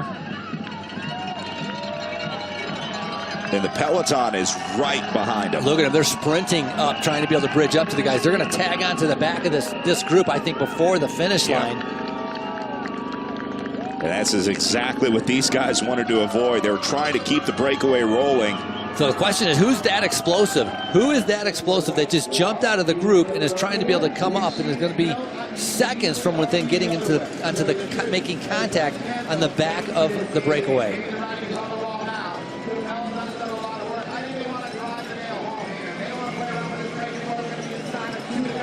Whalen looking for some help behind Canola. him. Yep. I told you, Canola was going to try to bridge across. His team had done the work. His team was starting to fatigue. And Marco Canola, now he's the one. That's who's that explosive to try to come across to this group. What an incredible move right now. A risky move, too, to be able to do that big of a sprint up the climb this time and still have to be able to have something for the finish. Certainly a danger man today, as the 2017 winner on this exact course is now leaving the field to try to join these guys up the road. So he must like what he sees, sensing some weakness. There he is. He's got 2 other riders with him. That small group off the back of this should contain Marco Canola. They're not helping him, though. They're not even going by. Johnny Clark, yep. I think, sitting on. But who is I didn't quite catch the other rider, Arapaho Hincapie, not lighting the fact that the 2017 winner went up the road. Lawson Craddock sitting right behind him. 2 other riders from EF Education talking with each other. Lachlan Morton and Joe Dombrowski. Some more Canal Specialized riders a little bit further back.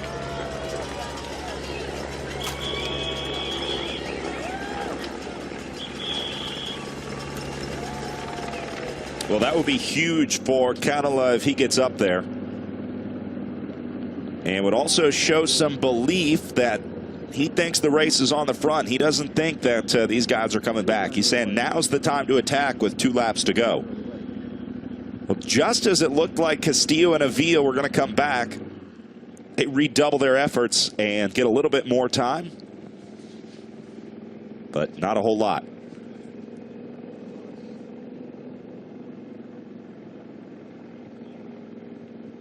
Group of 3 about to make it up there. So we know you talk about Johnny Clark, Worthy Brewing. That's going to be a nice asset for Vetkoff and McCabe. And Marco Canola, I'm not sure who the other rider was. I think it's a rally kit. Looks like a blue jersey with black shorts. Get confirmation and get a little better look there at the back. Did you see Avila pull off? It was like a team pursuit track pull. He's like swinging wide way up way up the banking and then coming back down onto the back of the wheel. Small gear. Avila just turning the legs over, looking very comfortable. Ulysses Castillo struggling a little bit more with the big gear, but keeping the pace. Man, it's a big group. Time gap 20 seconds. So if Canola has gone up here, who's chasing in the back, in the main field? We saw one rider from Arapahoe. That's not going to be enough to be able to chase down everybody. So you're going to need multiple riders from a team. So that's going to be a question to be able to see. But look at the coasting going on. Not looking good for the breakaway right now. After that huge effort, you want to be able to have this thing keep going.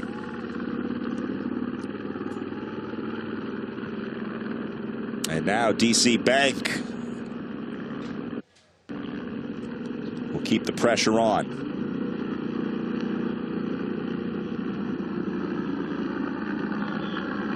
I think that's Eder Frere on the front from DC Bank. Eder Frere, good climber.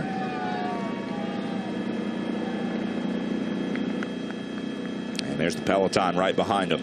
Nice look from the helicopter here. Not a whole lot of worry. Not a lot of the same color of any team in the front also, so that's something that's an indication that it's different riders kind of putting in an effort and then kind of getting tired or swallowed up or spat out the back. And so not a lot of concentration of one team doing the chase right now as Stefan Bassett comes up to the front, flicks the elbow trying to get Hohen to come through. Eder Frere sitting in third or second right now from DC Bank, and then well, they split those up. Vetkoff is just back. Is that Johnny Clark right there? I don't know. I don't think that's Johnny Clark. No, that's a different rider from Worthy that has made it up there. I got to be impressed though. When Canola went, you know he sprinted flat out, and they were able to go with him, right? So I mean, you're going to have to be strong. Could be Alex Cowan or Emile Jean. Or Emile Jean, yes. It's one of the two.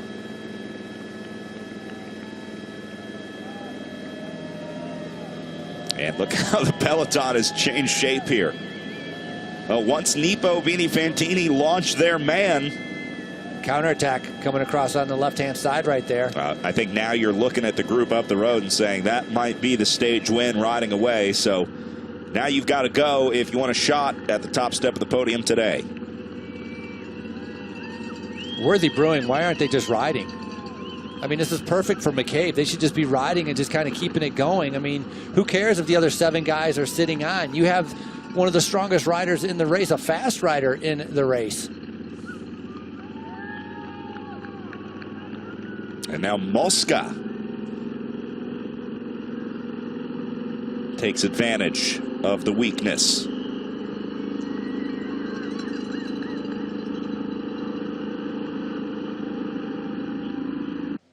And he's going to give himself a little bit of breathing room.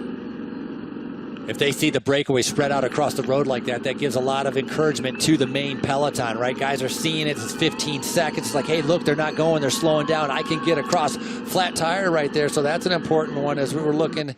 It's Andrew Vollmer. Vollmer, who's going to have to get paced up to get back into the group. Meanwhile, Jacopo Mosca about to get brought back here. I believe that is still Marengo. Back behind him in the yellow jersey of Neri Sotoli.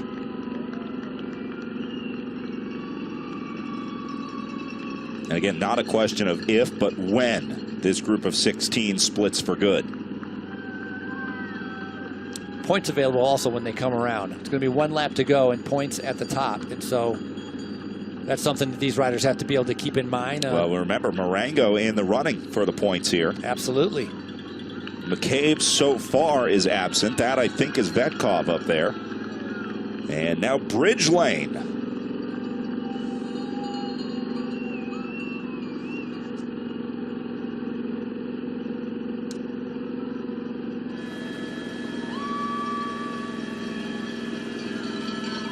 GPS still saying 15 seconds for these guys back to the front of the peloton. And this is a move off the front of the peloton with Quintana Dyer, maybe? Dyer Quintana, sorry? I think it's Eduardo Zardini. Number 43. Yeah. All right, confirming Zardini on the attack off the front here. Are we going to go try and give Marengo a little bit of help? Or bring everybody up with you and kind of quash Humberto Marengo's kind of, he's in a good spot right there. He can go for points and maybe go for the win, but Eduardo Zardini now starting to be able to go up the road. Got some experience. He's done 4 Giro d'Italias in his past, and so right now wanting to be able to try to go across that gap. Again, when you saw him spread out across the road, you think you can get there. You think it looks easy to get there at only 15 seconds, but I think it's a little bit bigger gap right now as Jacopo Mosca going up the road. Nice ride by him right now, trying to be able to hold everybody off. Mosca, the 25-year-old, ideally he wants other guys to come up to him, right? You're not going to do 2 laps by yourself. Yeah, he wants some guys to come up to him because he doesn't want the other 15 to come up to him, but taking 4 or 5 with him, that'd be ideal.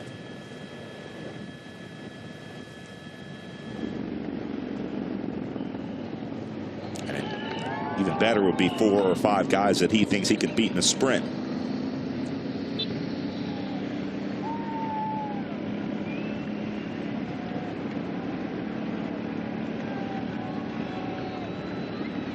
Got the one rider from Bridge Lane starting to try to come across. Not sure who he is. We didn't get a number off of him. Trying to figure that out right now as he's flying. Now look at how bumpy it is. Oh, those are the intersections where you have those dips where the cars come across. But man, he is motoring. Pretty big gap in front of everybody else. So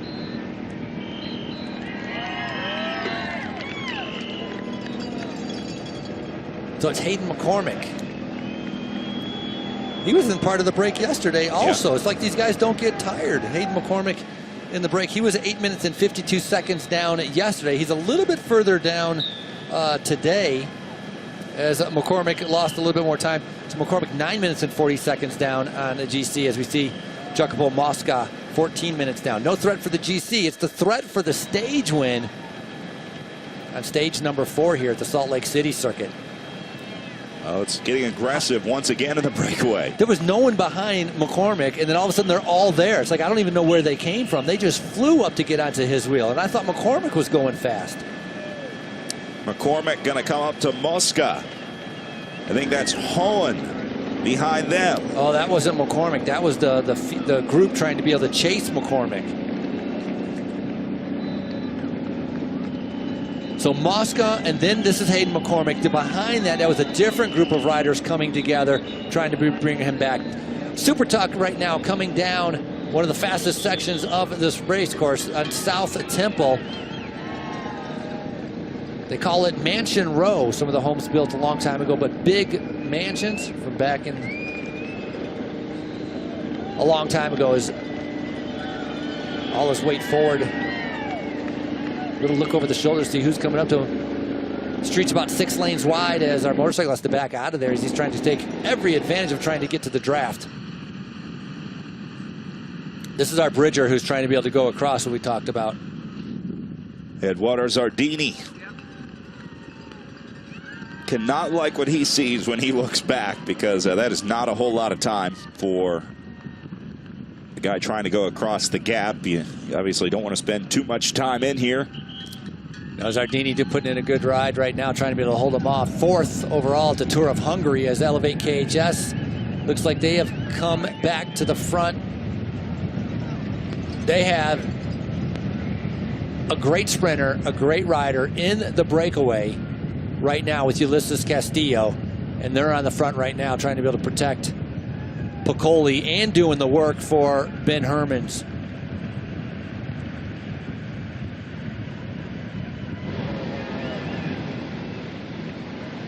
Perhaps a little bit of the radio, sometimes he could be communicating saying, hey, I'm not feeling that good. I don't really have it. So that could be something they're thinking about. The other part they're thinking about is, look, they're going to try to catch Ben Hermans out. They're going to try to keep him out of position. Piccoli's going to attack on that last climb, maybe pick up 10 seconds. I mean, that's the only reason I can think of why you'd be chasing down they're one of their best sprinters on their team. Yeah, I mean, you can't think you're going to wear out Ben Hermans here. No, but you could catch him out of position and jump across and try to get out. I mean, it's a possibility, but there's got to be a reasoning behind why they're riding on the front right now when they have one of their better riders in the front group with a great potential to be able to win the stage. Coming up, points available on the line, so keep that in mind as they're going to be seeing one lap to go. So Hayden McCormick, the New Zealander, getting ready to be able to take the turn, going right underneath Eagle Gate. Right after you pass underneath Eagle Gate, you see that 1 kilometer to go sign, and then it's up towards the finish line. And he's going to get the bell for 1 lap to go as they start the final circuit once they get to the top. See if Travis McCabe can get up here back to the front of this group and try to get some of the last points. It only goes 3 deep. McCormick's going to take the first. No, Jacopo Mosca will take the first. Right. I believe he's still up there, so he'll get 5. I'm assuming Hayden McCormick's sitting here in second. Mosca still in front of him. I believe it says leader McCormick, so maybe he is in front. Where did Jacopo Mosca go? We didn't see that catch. So not sure the Trek Segafredo rider was away for a little bit, but McCormick possibly right now with the possibility of getting 5 points. Then you said 3 and 1. This is actually better for McCabe because instead of getting 1 point, he can get 3 and try to be able to move up to 28 points in the standings, which will increase his lead. And he'll be more than happy to give the points to McCormick. No threat to the jersey there. And Elevate KHS, the team of James Piccoli, back on the front of the field, but not far behind him is the yellow jersey of Ben Hermans. I think the lesson learned yesterday was don't try to beat Hermans on power. Like you said, if you want to try and get some time here, you got to jump him on the climb. You got to surprise him. That's the only way that Piccoli is going to be able to take time back on Hermans. Try to catch him maybe on the inside of it, try to box him in a little bit. You can go around the outside of it in a lot of different ways, but it'll be interesting to see how they're going to handle this last lap. So it's going to be 1 lap to go as Hayden McCormick from Team Bridgelane, the Australian team, getting ready to be able to come across the line. Points available. He's going to pick up 5 points, assuming he doesn't get caught. We're going to have to be able to watch out to see if Umberto Marengo is going to be up near the front to be able to pick up those other points. And Travis McCabe, who currently right now has jumped into the lead and will take home the sprinter jersey at the end of the day, depending on what happens in the final sprint. 15 points available at the finish.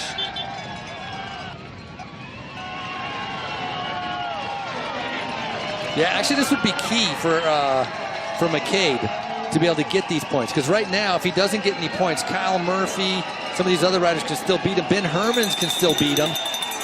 15 to 15 is 30, so we're going to see right now. Oh no! Oh my goodness! Oh no! Hayden McCormick thinks he's won. He went a lap early. 1 lap to go, and he doesn't even care. Oh no! The New Zealander for Team Bridgelane miscounts the laps. He celebrates at 1 lap to go. And Hayden McCormick thought he had it, but he's still got 10.6K to go. So unexpected. I did not see that at all. As right now, perhaps he's talking to his team car. Maybe his team car miscalculated, but he needs to get going and get onto the wheel. He dug so deep there. I think you'd be so mind blown and frustrated that you don't even care anymore. Unbelievable, yeah. Hayden McCormick. Coming up behind him, Efren Santos was starting to be able to make that bridge. It's hard to get focused back on the race on what's going on here as they just go by Hayden McCormick right now. He's got to be getting on the radio wondering what is going on here. So Alec Cowan is the other rider from Worthy that is a rider. So it's Cowan and Efren Santos now that are away, just going by Hayden McCormick. He's like trying to get confirmation, like, is this right? Is this true? Is this real? What a big, big mistake. We saw how hard he was going, and that's, that's probably a reason why Jacopo Mosca couldn't stay away from him, because Hayden McCormick thought it was the last lap. He was going anaerobic. He was in time trial mode. It was all or nothing.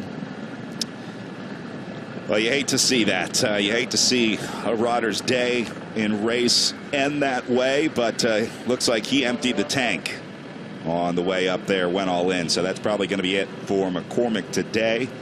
after sprinting to the line. Was that the field? Looked like the field was right there coming up to the breakaway. So that time gap really coming down. We're going to have to pay a little bit more attention here when they get a little bit closer. Alec Cowan and Efren Santos. Santos picking up a few points. I didn't see who was third. Who was third on that? Oh, it was McCormick. No, it was McCormick. It was Cowan and Santos. Yeah. Those are the riders picking up all the points.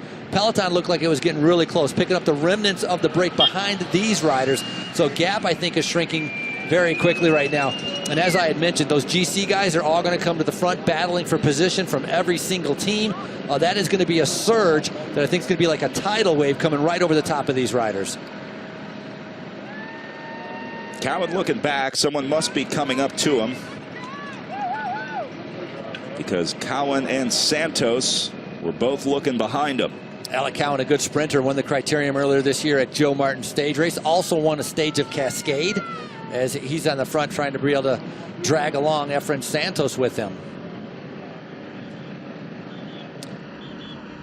So Alec Cowan from Canada, Efren Santos from Mexico, as these two riders, very international field here at the Tour of Utah, as our Belgian rider Ben Hermans in the yellow jersey has not been put under any pressure so far today. Now he's only got to do that climb one more time up to the state capitol. So Elevate KHS is going to have to pull a rabbit out of the hat today if they want to bring any time back on Hermans. Meanwhile, these guys looking for the stage win. Cowan and Santos away after Hayden McCormick celebrates a lap early, and these guys are going to try and go all the way to the line. Back in 2017 when Marco Canola won, so he still won in the group, still with the potential to be able to repeat as a, well, not sort of repeat as a winner, because 2018 it was a different finish. But third on that year was Gavin Mannion. And Gavin Mannion racing for Rally. Third, knows how to tackle that hill, did a great sprint to be able to get there. In 2017, guess who was seventh? That was Travis McCabe that year. So he still has a chance. Depends on how much energy is left in the tank after being in the breakaway all day long.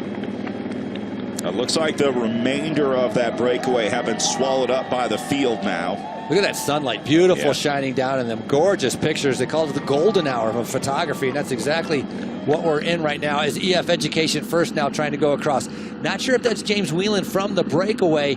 It's the entire field, so the whole peloton is now got the two riders in the front right in their sights as they're tracking them down. They're going to need more time than this on the final climb if they want to make it. Santos knows it, and I think he just pulled the plug, or was just swinging incredibly wide to get off the front. Either way, I think these guys are coming back. Still 8 kilometers to go. Neri Satoli in that bright yellow jersey. Can't sneak off the front when you're wearing a jersey that bright. That is absolutely for sure. But right now, they're on the attack right now. Santos says enough is enough as Alex Cohen, the Canadian rider, decides to push on. Oh, look at, I don't even know if these guys are coming. He's got to be able to get onto the wheel. The two Italians now joining forces. I think it's Canola.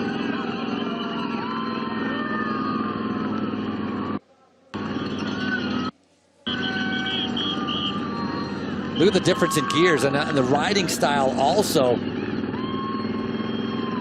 talked about him taking the bandages off. That rider in front looks like he was scraped up. I'm not sure. Well, I can't tell anything right there with the glare. That was a good shot of the sun. Sun going down, shadows are going to play a little bit of a factor. Look at those long shadows. You're not going to know who's coming up next to you or who's not coming up next to you. You're going to think it's the shadow. You're going to go to hook someone and there's not going to be anybody there but your own shadow. Hey, you're going to see their shadow coming from a couple meters behind. This is young rider's jersey, Almeida. João Almeida, I think, on the front right now from Hagesberm in action. Yeah, this is a good move for Almeida. He can absolutely go the distance here today. And he's going to try and use those powerful legs that have got him into the best young rider's jersey to try to get up there. He just blew one rider right off of his wheel. Just an explosion. It's a detonation. It's an M80 that went off. Nice move here. A little bit of a gamble, but you know what? He's a little bit farther down on GC, so it's not like he's risking like giving up the podium. You know, if he doesn't do a fantastic job going up that final climb. João Almeida still sitting 7th overall in the GC. 2 minutes and 38 seconds back. He's going to try and move up here. He might be able to gain some time and possibly move up into the top 10 on GC.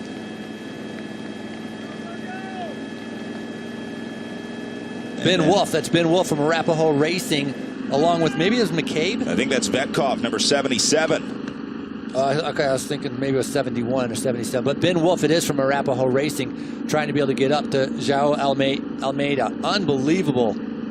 Look at the gap that these guys have given themselves. As João Almeida in the best young riders jersey for the Hagenspurman Action Team hits out.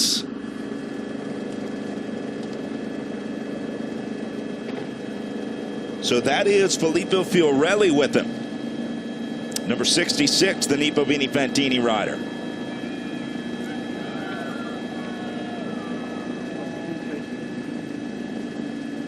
And boy, this one might be dangerous. These guys back in the field going to have to get their act together if they want a shot at the stage win.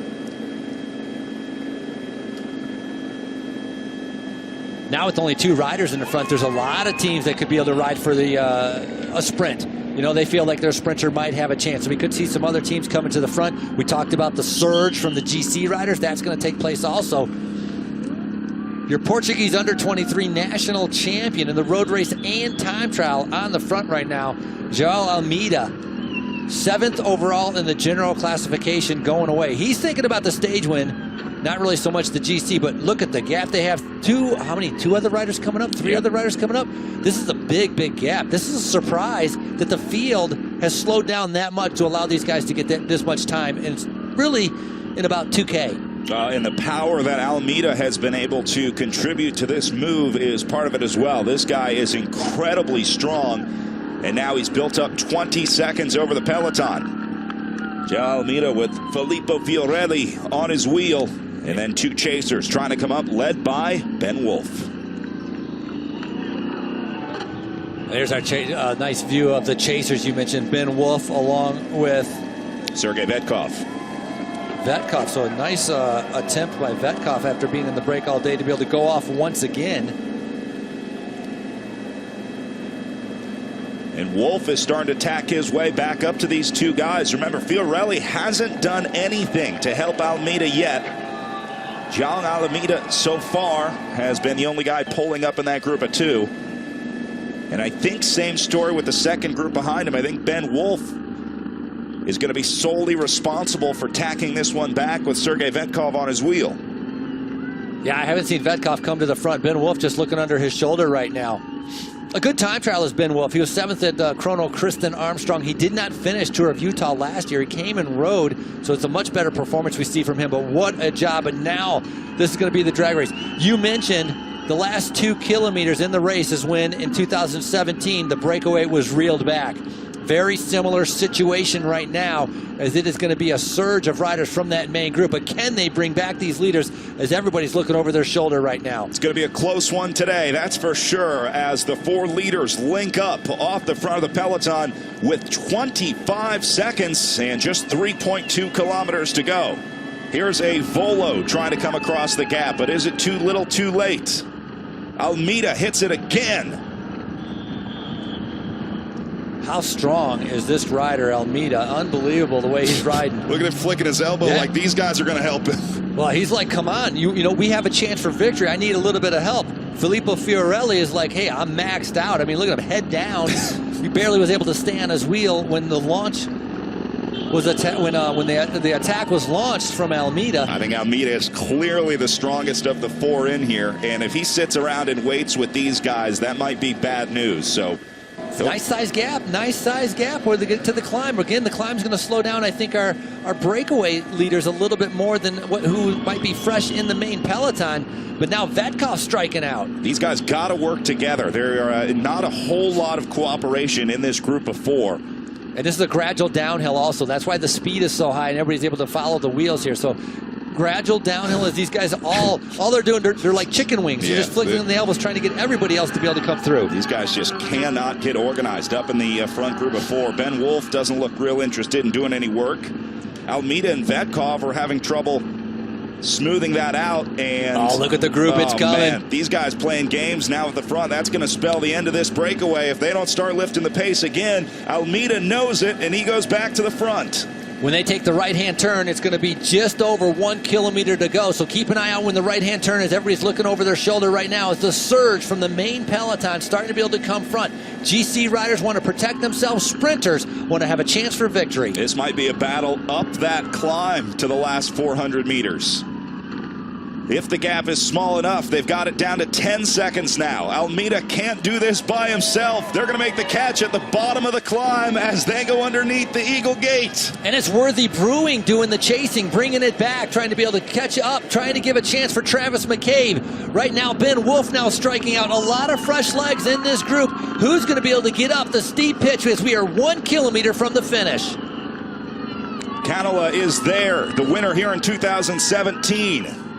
But he's going to have to go past Filippo Fiorelli, his Nippo Vini Fantini teammate. Here's Fiorelli hitting it out with Ben Wolf struggling to stay on the wheel. Alex Cohen doing a fantastic job from Worthy Brewing. Cohen and McCabe right on the wheel. How long can Cohen stay on the front, trying to be able to bring back our two leaders right now?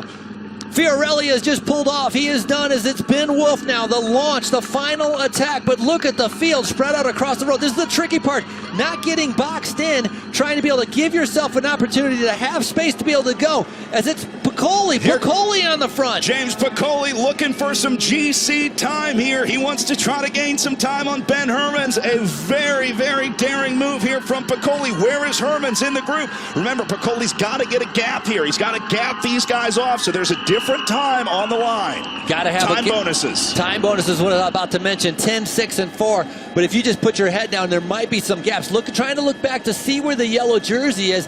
I think that was the other Italian team right now. McCabe was on the wheel of Piccoli right now. So this is setting up perfectly for Travis McCabe, the Mexican rider right there from Canola Specialized. Lawson Craddock just behind him. And then it's Canola, the winner from 2017, sitting in 5th position as the Canola Specialized rider launches. Well, did he go too early? He's got Travis McCabe right on his wheel. Marco Canola is going to come up the right side. It'll be McCabe versus Canola going to the line. McCabe in the blue, Canola in the orange, and Marco Canola will get another stage win at the Tour of Utah as he is back in Salt Lake City. Wow, he won in 2017, and he pulled it off once again. What a remarkable ride. But got to give a lot of credit to his team. Riding on the front, setting it up, and that's the second time he sprinted up that climb. The first time bridging up to the break, and this time to be able to win the 2019 Tour of Utah Stage 4. Unbelievable ride. Another close one on the line in the Salt Lake City circuit race as Canola and McCabe go head-to-head, but Marco Canola gets the best of it as he takes the stage win.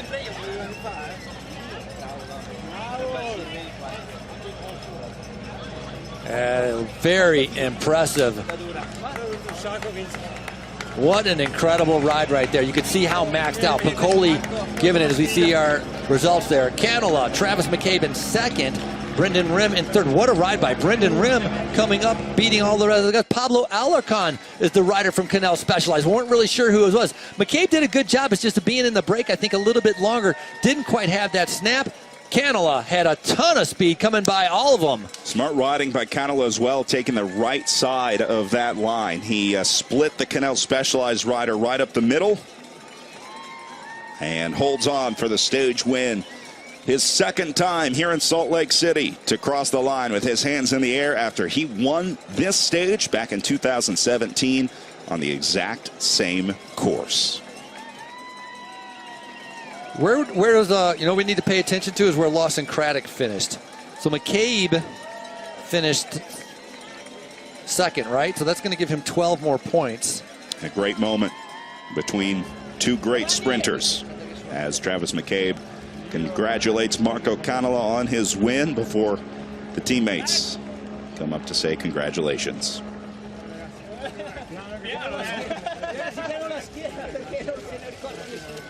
Really impressed with the result from Brendan Rim. That's a great ride from the rider from Arapahoe, being able to get up there. But These guys, of course, the teammates are going to be happy after doing all of that work and being rewarded with a stage victory. A little bit more money in the pocket. It means a little bit more beer for a little bit later on today. What did we talk to? We talked to Piccoli if they celebrated with champagne after that win from Elevate KHS, and they said no. These guys know how to do it right. They are definitely going to have champagne tonight. I can guarantee you the Italians will celebrate with some champagne in the hotel tonight. And maybe even a little vino. And they deserve it. Remember, it was the early attack from Filippo Fiorelli that really set this one up. But they make the catch on the final climb, and that sets up Marco Canola to sprint head-to-head against Travis McCabe.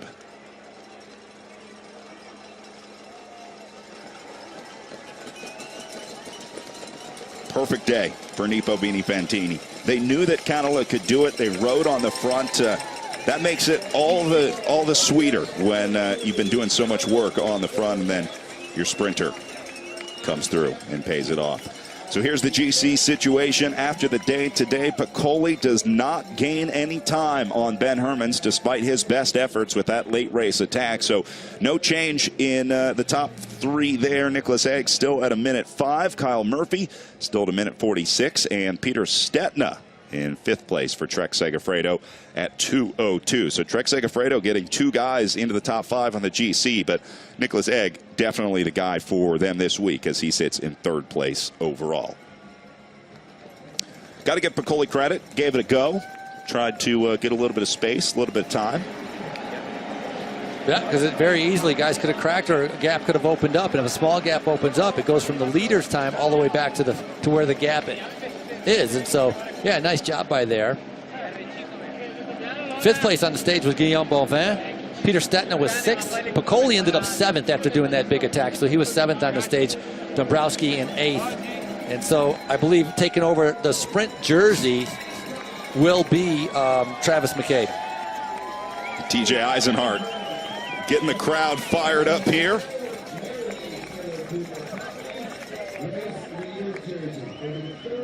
And he rolled through the line with Hayden McCormick there. Oh, he's got to be devastated. And again, you saw him immediately get onto the radio. Hopefully that information did not come from the directors. Otherwise, that's obviously a shared responsibility of a mistake. Or it could be a sole responsibility of a mistake. Actually, if he had a radio, his director should have been telling him anyways, 2 to go, 2 to go, 1 to go, 1 to go, right? That's like something you're repeating, letting and reminding the riders. But yeah, devastating for Hayden McCormick. And he's been riding so well all week. That would have been a nice feather in his cap. He was so focused, too. It took him a long time to realize that he didn't have the win. The announcers on the PA were screaming at him. The crowd was telling him to keep going, but he almost stopped right there at the line. And they had to hey, no, keep going, keep going. So worked out well for the real finish when Marco Canola ended up taking the win.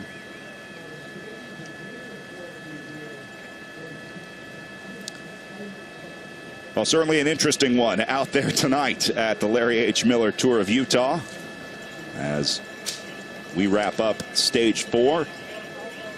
McCormick tried to wrap it up a little early, but in the end, Travis McCabe and Marco Canola sprint to the line, and Canola gets his 2nd victory in the shadow of the state capitol.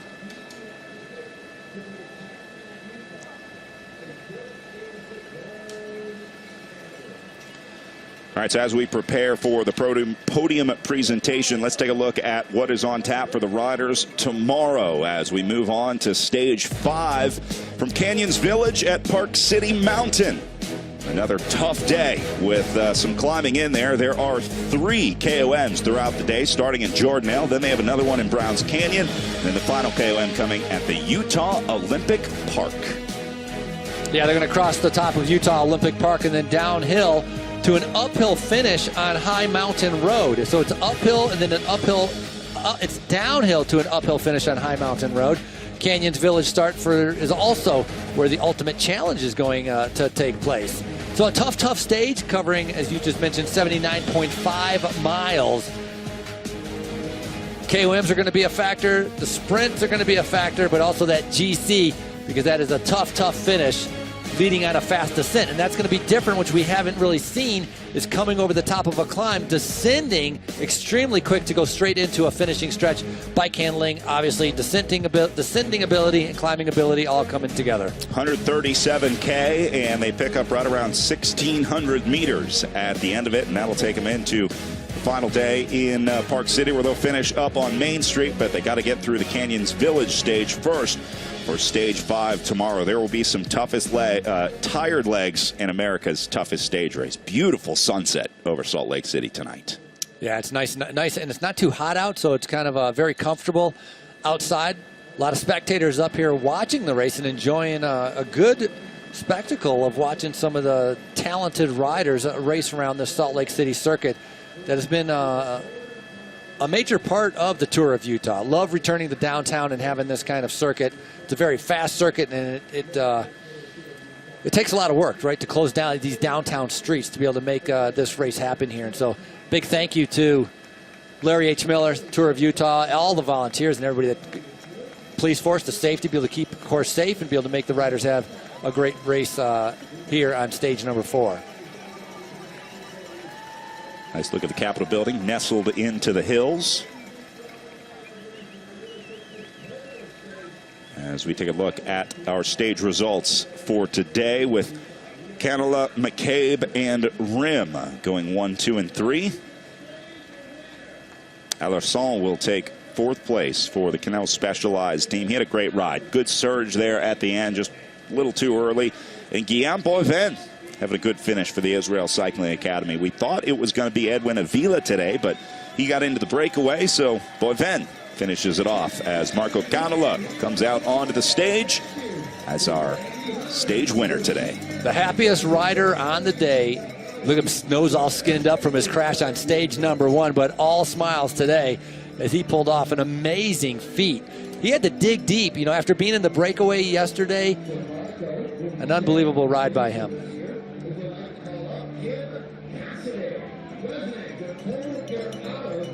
Pulled off, cramped, held his legs in the breakaway all day. I thought it was going to affect him, but he was explosive going up that climb. A fantastic sprint. And again, like I said, all smiles. This is a perfect way to be able to turn out a great job by his team and by him. Must have got plenty of electrolytes in the system last night. No problems with cramping out there today. And even more impressive, coming back from the early race crash. Had the cramps yesterday, but he comes good on day 5, stage 4 today. That's a cool painting. Oh, TJ Eisenhart painted that. Oh my God, that's great. It is a cool painting. That's just funny. He's like, what? He'd be like, that rider I'm riding next to painted that? You gotta be able to bring that home to Italy, put that on top of the mantle. Yeah, that'll fit in the suitcase.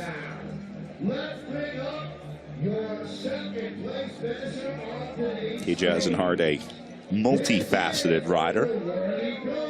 If you follow him on Instagram, you've seen a lot of his paintings. And Marco Canola will have one to take home today.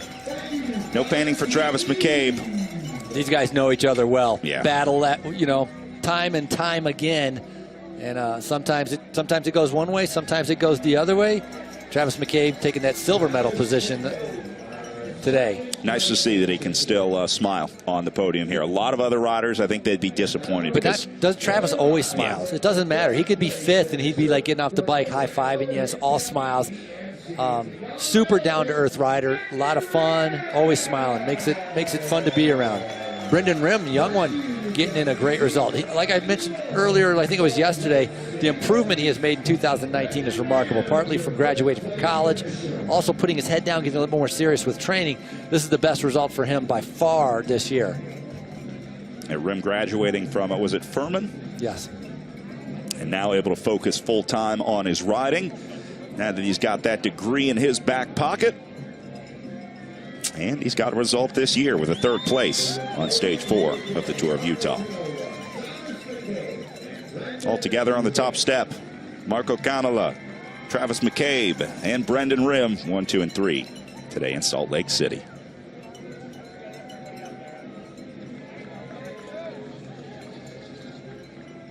It's got to be a little bit of relief having 53 miles.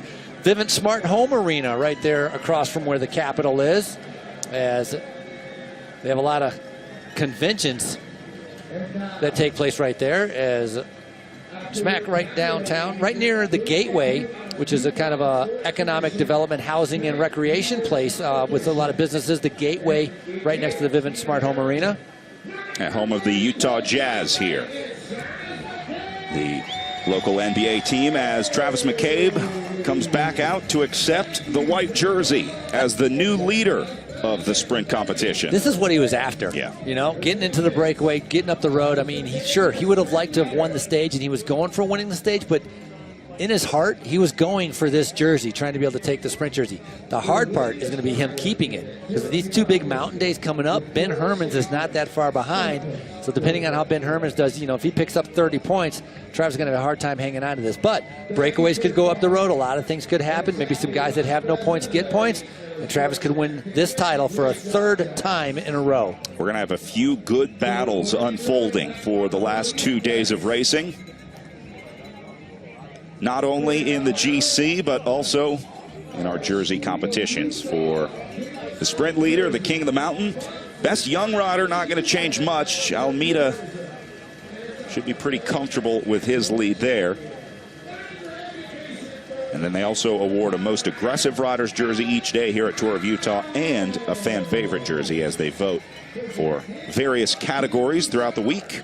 And the fans can vote for who will wear that jersey the next day. Here's Alex Howes accepting the King of the Mountain jersey.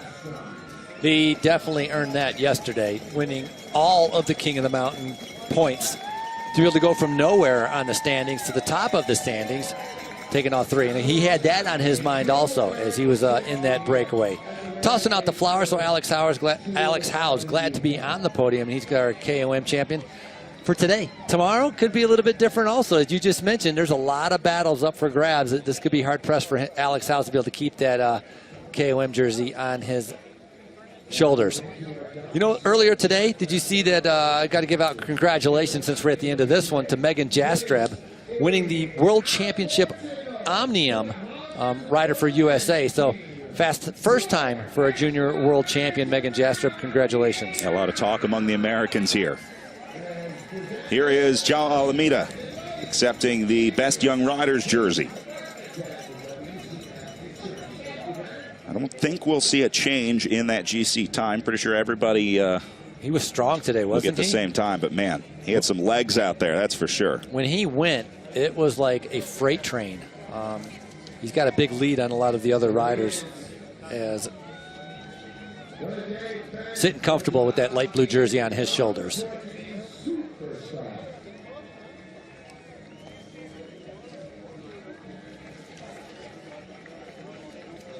And Almeida showing that he's ready to race. Came into the day with a 5-minute and 15-second lead over Alex Hohen. Juan Pedro Lopez of the Trek Segafredo team sitting in third place in the best young rider competition at 5 minutes and 51 seconds. So Hohen's going to have a hard time overcoming a 5-minute plus deficit. And they're going to give the most aggressive jersey to Hayden McCormick, as he aggressively celebrated at 1 lap to go. That's well deserved. I mean, he went hard. I mean, he went, that's for sure. He put in effort. He went so hard on that last lap, definitely. I'm sure he's up there right now feeling a little bit embarrassed probably, but tomorrow he'll be completely over it. He'll be back in race mode, and right now all you can do is laugh about it, which is exactly what they're doing. So glad that he's in good spirits. Not going to do you much good to worry about it now, so Hayden McCormick will wear red heading into stage 5 tomorrow for the most aggressive rider. Do you think the other riders tease him tomorrow a little bit? I would guess. You would know better than me. Not that you've posted up early, but you've been in. No, but I've teased riders. Plenty of. He'll get teased, yeah. I promise you. The thing is, a lot of people don't know about it. They don't know about it until they see. Well, they'll see it when they watch the race tonight. I'm sure that'll make the highlight reel. When they watch the race or watch Tour Tracker, they will see it, and so that's going to be, yeah, that's when they're going to find out about it. Then he might receive a few texts.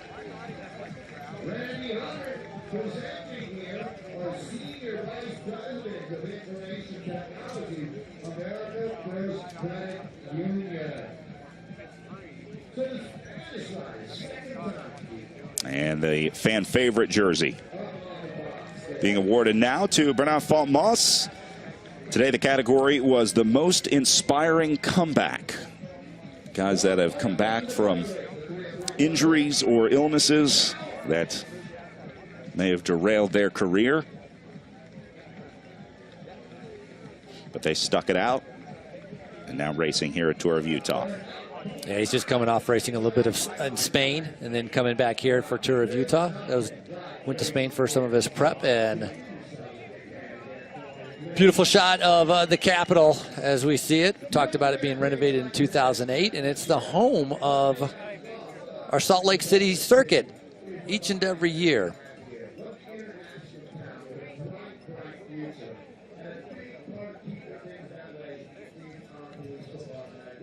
Two more days of racing here for 2019 Larry H. Miller Tour of Utah. And again, next couple days, climbing days. We go back into the mountains. We go back for the GC riders. A lot of riders are going to be hanging on. They're going to be thinking about how to make the time cut. We saw on Powder Mountain, 8 riders eliminated on the time cut. We have a climb, a category 4, which isn't too bad, but depending on how hard they go over that very early on, only 13 miles into the stage tomorrow, if you get dropped there, you are not going to make it to the end. And of course, we'd love to be able to see everybody being able to make it to the finish of Tour of Utah. America's toughest stage race. Not everybody finishes, but the strongest definitely earn their victories. And we're down to 102 riders at the start today. 102 guys signed in.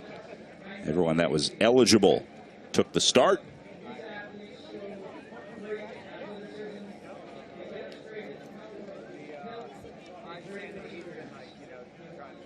And we'll see how many guys make it to the final day on stage 7 as they finish up in Park City. 2 great days of racing coming up, and 2 exciting battles set to unfold as Ben Hermans looks to defend his yellow jersey, and the other teams look for their final opportunities to try to pick up some stage wins here at Tour of Utah. It's got to be a big moment for Ben Hermans. And granted, we're getting a little bit ahead of ourselves. We have to get to that final day, but second last year overall. Now this year being able to pull off and win, you know, being focused after having his injury earlier this year. Back in April when injured his knee and flesh alone, having to take so much time off the bike, gradually starting to come back and really being as strong as he is here. Very dominating, a very incredible performance. Same with Ben Hermans. Did you see with Israel Cycling Academy signing Dan Martin, bringing him over to the team? So I don't know if that's a good thing for Ben Hermans or a bad thing for Ben Hermans, but I would think having 2 leaders, having 2 guys that'll be very dangerous and very strong, that would be a good thing. So, but congratulations to Dan Martin and Israel Cycling Academy. Well, the interesting thing is Hermans stepped away from the World Tour to get a shot at a leadership role, but now you bring a guy like Dan Martin on board. I might and the team is kind of going back towards that World Tour, right? They're growing and going back up to where Ben Hermans left. But I think Ben Hermans has proven himself a leader and a rider that can climb very well, time trial pretty well, and can lead a team, and that's the key. And I think Dan Martin coming onto that team will complement instead of hinder both of their performances.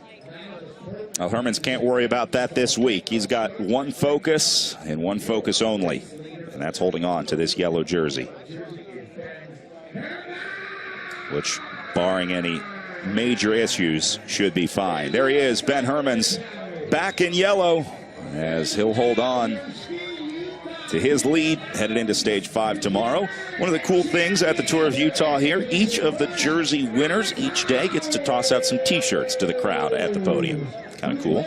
No, it's very cool. It's kind of, that's a great thing about Tour of Utah, how you can interact with the riders. The riders can interact with the fans. You know, it's a ton of fun. It's a close-knit community, the cycling here, and it's great to be able to see the way they're able to interact with each other. All right, that's it for stage 4. For Frankie Andre, I'm Brad Soner saying thanks for watching.